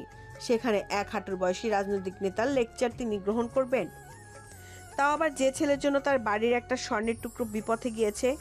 আজমল সাফাইদার ভঙ্গিতে বললেন, আমরা তো ওদের মতামত নিই। পথিমধ্যে হাত উঁচিয়ে থামালেন আমজাদ। সোজাসুজি ধমকে বললেন, এই ছেলে, এসব আমাদের ব্যাপার, তুমি এর মধ্যে ঢুকছো কেন? আফতাব আস্তে করে বললেন, ভাইজান শান্ত হন। কিসে শান্ত হব? ও কেন বারবার কথার মধ্যে বা হাত দিচ্ছে? একটা পারিবারিক আলোচনার মধ্যে এভাবে ঢুকতে নেই। এই ন্যূনতম মানসিকটুকু কি কাউকে শিখিয়ে দেওয়া যায়? ইকবালের মুখে ঘোর অমাবস্যা নামলো। মাথা নত করলো অপরাধীর ন্যায়। পুষ্পর হৃদয় নিংড়ে কান্না পায়। ইকবালের ভেতরকার অস্থিরতা তার মতো করে কেউ বুঝে না। কারণ সাধ্য নেই বোঝার ছেলেটা তাকে কতটা ভালোবাসে সে অক্ষরে অক্ষরে জানে। পুষ্পের চোখ ফেটে জল গড়ালো। পিওর বুক হু হু করে উঠল দেখে। নরম হাতে মুছিয়ে দিল বোনের অক্ষিদয়। সবার কান এড়িয়ে আশ্বাস দিল, কাঁদিস না আপু, ধূসর ভাই আছেন তো। আমজাদ মোক্ষম সুযোগ পেলেন যেন। ভেতরে পোষা রাগ উগরে দিতে বললেন, আমি বুঝলাম না তুষার, তুমি তোমার বন্ধুকে আমাদের পারিবারিক ব্যাপারের মধ্যে কেন এনেছো? ও একটা কথা বলে দিচ্ছে না কাউকে? ঘরের মধ্যে অতএব অভদ্রর মতো চিৎকার চেঁচামেচি করছে। ধূসর জবাব দেওয়ার আগে ইকবাল বলে বসলো, কারণ ছাড়া আমি এমন করছি না আঙ্কেল। আমি নিশ্চিত আমার জায়গায় অন্য কেউ থাকলে সেও এরকমই করবে। কণ্ঠস্বর ভেঙে এলো তার। আমজাদ ভ্রু বেঁকে বললেন, বনিতা, না করে ছেড়ে কাছো, এত সময় নেই হাতে। ইকবাল অস্থির ভঙ্গিতে আই ঢাই করলো। হা করে কথা বলতে গিয়ে আবার ঠোঁট চেপে ধরলো। অসহায় চোখে একবার তাকালো ধূসরের দিকে। ধূসরের কপালে ভাঁজ, চোখ দুটো সরু হয়ে বসে। ইকবালের সে দৃষ্টি সদর্পে শিথিল হয়। ঢোক গেলে সে স্কুল জীবন থেকে একে অপরের সাথে কাটানো প্রতিটা মুহূর্ত এক এক করে ভেসে উঠল চক্ষুপটে। থেমে গেল সে। প্রযত্নে গিলে নিল সব কথা। সবাই নিশ্চয়ই ওকে দোষ দেবে, বলবে জেনে শুনে বন্ধুর বোনের সাথে প্রেম করে, এখন কেন এত নাটক? কিন্তু কাকে বোঝাবে ও? সে বন্ধুর বোনকে ভালোবাসেনি। যাকে ভালোবাসলো দুর্ভাগ্যক্রমে সে হয়ে বসলো তার প্রিয় বন্ধুর সহদরা। কত চেষ্টাই তো করেছিল দূরে থাকার। মনের কাছে হার মেনেছে শেষমেশ। পারেনি অনুভূতিদের সংবরণ করতে। পুষ্পর প্রেম দুপায়ে ঠেলে দেওয়ার মতো দুঃসাহসী নির্মম হতে বিফল সে। আফসোস, যদি পারত আজ এই দোটানা দ্বিধাদ্বন্দ্বে পড়ে মস্তিষ্ক ছিঁড়ে যেত না। বন্ধুত্বের দোহাইটা গলায় কাটার মতন বিত্ত না। ধূসর যখন শুনবে এসব ওকে ঘৃণা করবে নিশ্চয়ই। ওকে ত্যাগ করবে তার এই বেইমান বন্ধুর সঙ্গ। ভেবে আতকে ওঠে ইকবাল। ভয়ে ডরে শরীর বিবশ লাগে। ধূসরের মতো বন্ধু তার জীবনে আশীর্বাদ। খুব ভাগ্য করলে এমন বন্ধু পাওয়া যায়। এত সুপ্রসন্ন নিয়তিতে যাকে পেয়েছে তাকে হারাবে ভাবলে অন্তপটে চিনচিন ব্যথা হয়। বুকের ভেতর দলা পাকানো অপরাধবোধ তাণ্ডব করে উল্লাসে মাতে। অনুশোচনা থেকে লুকিয়ে লুকিয়ে বাঁচার ক্লান্তিটা হু হু করে বাড়ল। কেমন দৈত্যের ন্যায় চেপে ধরল বক্ষ গহ্বর। সে কাতর চোখে একবার পুষ্পকে দেখলো, একবার ধূসরকে। কি করবে, কি বলবে, অব্যবস্থ দ্বিধাগ্রস্ত সে। আজমল সুন্দর শান্ত গলায় শুধালেন, তুমি কি কিছু বলতে চাও ইকবাল? চটক কাটলো তার। সম্বিত পেয়ে বলল, তারপর দুপাশে মাথা নেড়ে বোঝালো, না। আফতাব বললেন, তাহলে বসো বাবা, বাকি কথা শেষ করেই। ইকবাল নিরত্তর। সে কি আদৌ এক দণ্ড শান্তিতে বসতে পারছে? তার ব্যাকুল ব্যগ্র ধরফরে বুক একটুখানিও স্বস্তি দিচ্ছে না। আমজাদ বিরক্ত কণ্ঠে বললেন, সময় নষ্ট করতে ওস্তাদ আরেকজন নিজেদের মতো ইউজলেস মনে করে। ধূসরের চিবুক শক্ত হয়, চোখ বুজে আবার খোলে, অথচ বিন্দুমাত্র অপমানিত বোধ করলো না ইকবাল। এর থেকে বড় জ্বালায় বুক পড়ছে তার। একদিকে ভালোবাসা, অন্যদিকে বন্ধুত্ব, দুয়ে তাপে মধ্যখানে কয়লা হচ্ছে সে। ইকবাল দীর্ঘশ্বাস ফেলে, ভাগ্যের ওপর সবটা ছেড়ে দেওয়ার সিদ্ধান্ত নিল। তার পরাস্ত ব্যর্থ চেহারা দেখে পুষ্পর কান্না বাড়ল। কেউ যাতে বুঝতে না পারে ঠোঁট চেপে শব্দ আটকালো। সাদিফ মলিন মুখে দেখলো সে কান্না, চোখ নামিয়ে নিল পরপর, পরিতাপে দগ্ধ হয়ে মনে মনে বলল, আমায় ক্ষমা করেছিস পুষ্প, কিছু করতে পারলাম না তোর জন্য। ইকবাল ছায় দাঁড়িয়ে দেখে আমজাদ খ্যাক করে উঠলেন। এই ছেলে কিছু না বললে বসছো না কেন? সে চকিত হয়, নড়ে ওঠে। মিনা বললেন, আহ এমন করছো কেন? ছেলে মানুষ, তাছাড়া ও তো আমাদের অতিথি। অতিথি তো চুপচাপ বসুক, এরকম ঝামেলা করছো কেন? সমস্যাটা কি? সমস্যাটা আমি বলছি। ধূসর উঠে দাঁড়ালো, অমনি মেরুদণ্ড সোজা করে ফেললো পিউ। মুখে ফুটে উঠল উদ্বিগ্নতা, উত্তেজনতা। সবার চোখ যখন তার দিকে, আমজাদ কপাল কুঁচকে শুধালেন, তুমি আবার কি বলবে? ইকবাল সন্দিগ্ধ। কি বলবে ধূসর? পুষ্পর কান্না শেষ, তার চিত্ত আকুল, হার্টবিট জোরালো। ধূসর সোজাসুজি ইকবালের চোখের দিকে চাইলো, কোনো রকম ভনিতা ছাড়াই ঘোষণা করলো, সমস্যাটা আমি বলছি। ইকবাল আর পুষ্প একে অন্যকে পছন্দ করে, ওরা বিয়ে করতে চায়। পিলে চমকে উঠল ইকবালের, ঝুলে গেল চোয়াল। বিরাট বজ্রপাত ছাদ ভেঙে যেন আশ্রে পড়ল মেঝেতে। ধূসরের এই একটা কথা কিছু সময়ের জন্য সময়টাকে তুষারের খণ্ডের ন্যায় জমিয়ে দেয়। ঠোঁট নির্বাক, টু শব্দ হলো না কারো। ইকবালের প্রাণ বুঝি থমকে দাঁড়িয়েছে, চোখে মুখে প্রগাঢ় অবিশ্বাস। ধূসর কি করে জানলো? বিস্ময়ের এই ধাক্কা সামলাতে সময় লাগলো সবার। হুঁশে ফিরতেই সঙ্গে সঙ্গে বসা থেকে দাঁড়িয়ে গেলেন তারা। বিস্ফোরিত নেত্রে চেয়ে রইলেন এক একজন। শুধুমাত্র হেলদোল দেখালো না সাদিফ, সে একই রকম নিষ্পৃহ বসে, তবে অবাক হয়েছে। ধূসর এসব জানে, সে জানতো না।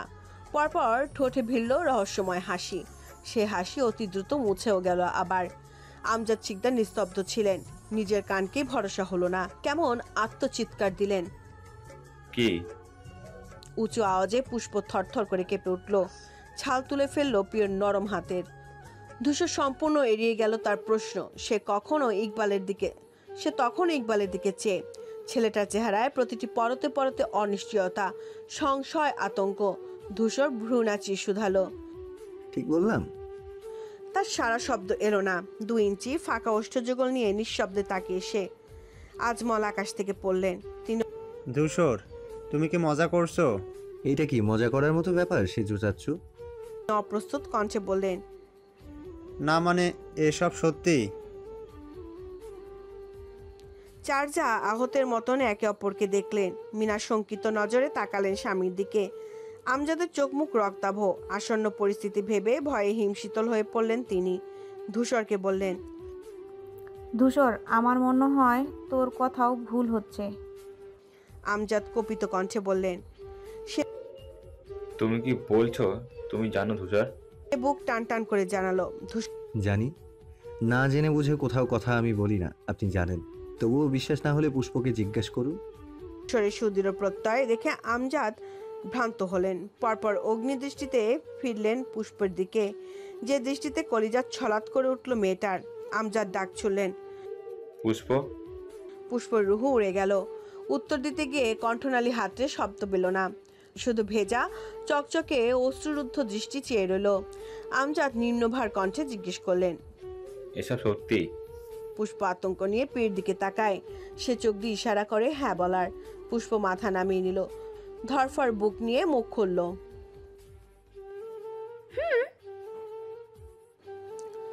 পিউ বিজয়ী হাসলো, যেন কথাটাই নিজে জিতেছে, শান্তি পেয়েছে।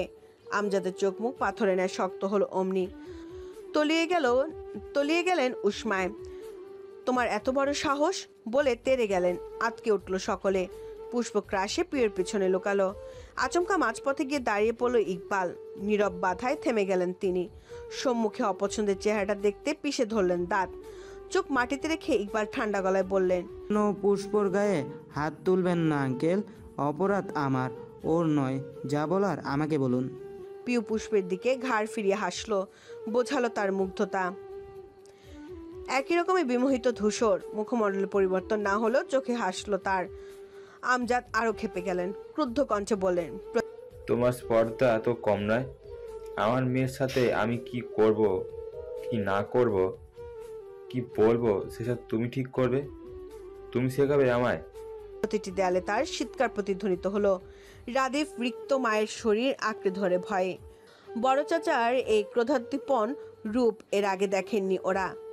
ইকবাল কিছু বলল না, চোখও তুলল না। আমজাদ ভীষণ ক্ষেপে তার বাহু ধরে ধাক্কা মেরে সরিয়ে দিলেন, যেন উচ্ছিষ্ট হাঁটলেন রাস্তা থেকে। অচিরাত হামলায় পড়তে ধরল সে। কোনো রকমে সামলালো নিজেকে। তিনি গজগজি হেঁটে মেয়েদের সামনে গিয়ে দাঁড়ালেন। পুষ্প ভয়ে অন্ধকার দেখছে। আমজাদ হুঙ্কার দিলেন, সামনে এসো। পুষ্প এলো না, উল্টে আষ্টে পৃষ্ঠে ধরে থাকলো পিউকে। ঠক ঠক করে ঠোঁট কাঁপছে তার, ক্ষুদ্র প্রাণ ওষ্ঠাগত। পুষ্প, তোমাকে সামনে আসতে বলেছি আমি। পিউ বোঝাতে গেল, আব্বু আপুর কথাটা একটু শুনলে হতো না? ইকবাল ভাই তো ভালো মানুষ, উনি। আমজাদ রাগে হিতাহিত জ্ঞান শূন্য। যে ছেলে তার নাখোশের খাতায় তার সম্পর্কে একটি প্রশংসাও হজম হলো না। পিউকে আজ অব্দি কোনোদিন ধমক না দেয়া লোকটা আচমকা চড় মেরে বসলেন। স্তব্ধ হয়ে গেল বসার ঘর। পিউ কিং কর্তব্য বিমূঢ়। বাবার হাতে কখনো মার খায়নি সে। অভিমান আর বিস্ময়ে মেটার কোটর ছড়িয়ে গেল মুহূর্তে। পুষ্প মুখ চেপে ধরল দু হাতে। নিজেকে আড়াল করার বিন্দুমাত্র প্রয়াস রইল না আর। তার জন্য তার আদরের বোন মার খাবে? মেয়েটার ভয় ভীতি তৎক্ষণাৎ উবে গেল। সহসা প্রগাঢ় সাহস করে ভর করলো দু কাঁধে। কবুতর ছানার ন্যায় ছোট বোনটাকে চট করে টেনে সরিয়ে দিয়ে বাবার মুখোমুখি হতে চাইলে বাধা দিল ধূসর। আকস্মিক ঢালের ন্যায় মাঝে এসে দাঁড়ায় সে। চওড়া দেহে পুষ্প আড়াল হয়ে পিছিয়ে যায়, চেয়ে থাকে ভাইয়ের পিঠের দিকে। ধূসর সোজা সাপটা চাচার চোখের দিকে তাকায়। টকবগে রক্তলাল চেহারাটা দেখেও সামান্য গ্রাস সেখানে নেই। সে সম্পূর্ণ সহজ স্বাভাবিক গলায় বলল, গায়ে হাত তুললেই পুষ্প কিন্তু ইকবালকে ভালোবাসা ছেড়ে দেবে না। আমজাদ শিকদারের পুরো শরীর কাঁপছে ক্রোধে, চোখের কটর টকবকে। ক্ষুব্ধ বদন শিকদার বাড়িতে সুনামি বসাতে যথেষ্ট। বাড়ির প্রতিটি সদস্য থমকে রয়েছে, উৎকণ্ঠা তাদের আদলে। কারো মুখে কথা নেই, চোখ ভাষাহীন, শুধু কম্পিত হাত পা আর ভয়ের তো দুই লোচন নিবিদ্ধ সিঁড়ির দাঁড়গোড়ায় দাঁড়ানো দুটো মানুষের ওপর। রুবাইদা ছুটে গিয়ে পিউকে আগলে ধরলেন, মিনমিন করে বললেন, ওকে মারলেন কেন ভাইজান? ওর তো কোনো দোষ নেই। মিনা বেগমের চোখ ছলছলে, অথচ রেগে মেগে বললেন, যায় কেন বড়দের মধ্যে কথা বলতে? কতবার মানা করেছি, পাকামো করবি না, ছোট ছোটর মতো থাক। নাক টানলো, ঠোঁট উল্টে মিশে গেল রুবাইদার বুকের সাথে। তিনি আদর করলেন, গায়ে মাথায় হাত বুলিয়ে শুধালেন, বেশি ব্যথা লেগেছে? পিউ ওপর নিচে মাথা ঝাঁকালো। লেগেছে মানে? মনে হচ্ছে গালের ওপর মরিচ ঢেলে দিয়েছে কেউ। কি একটা গাল, তাও সবার এত পছন্দ যে পারে ঠাস ঠাস করে মেরে দেয়। আনিস ফিরেছেন কেবল। বাড়িতে ঢুকে মুখোমুখি হলেন গুরু গম্ভীর পরিবেশে। কেমন নিস্তব্ধ নির্জীব সবকিছু।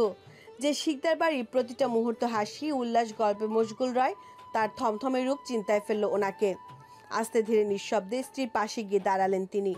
ছোট রিক্তর মাথাটা গুজে রাখা মায়ের কাঁধের মধ্যে, চোখের মুদ্রাকৃতির মুখবিবর শুষ্ক। সুমনা ওকে নিয়ে উপরে যেতে পারছেন না। সিঁড়ি ঘরে যে দাঁড়িয়ে ওনারা।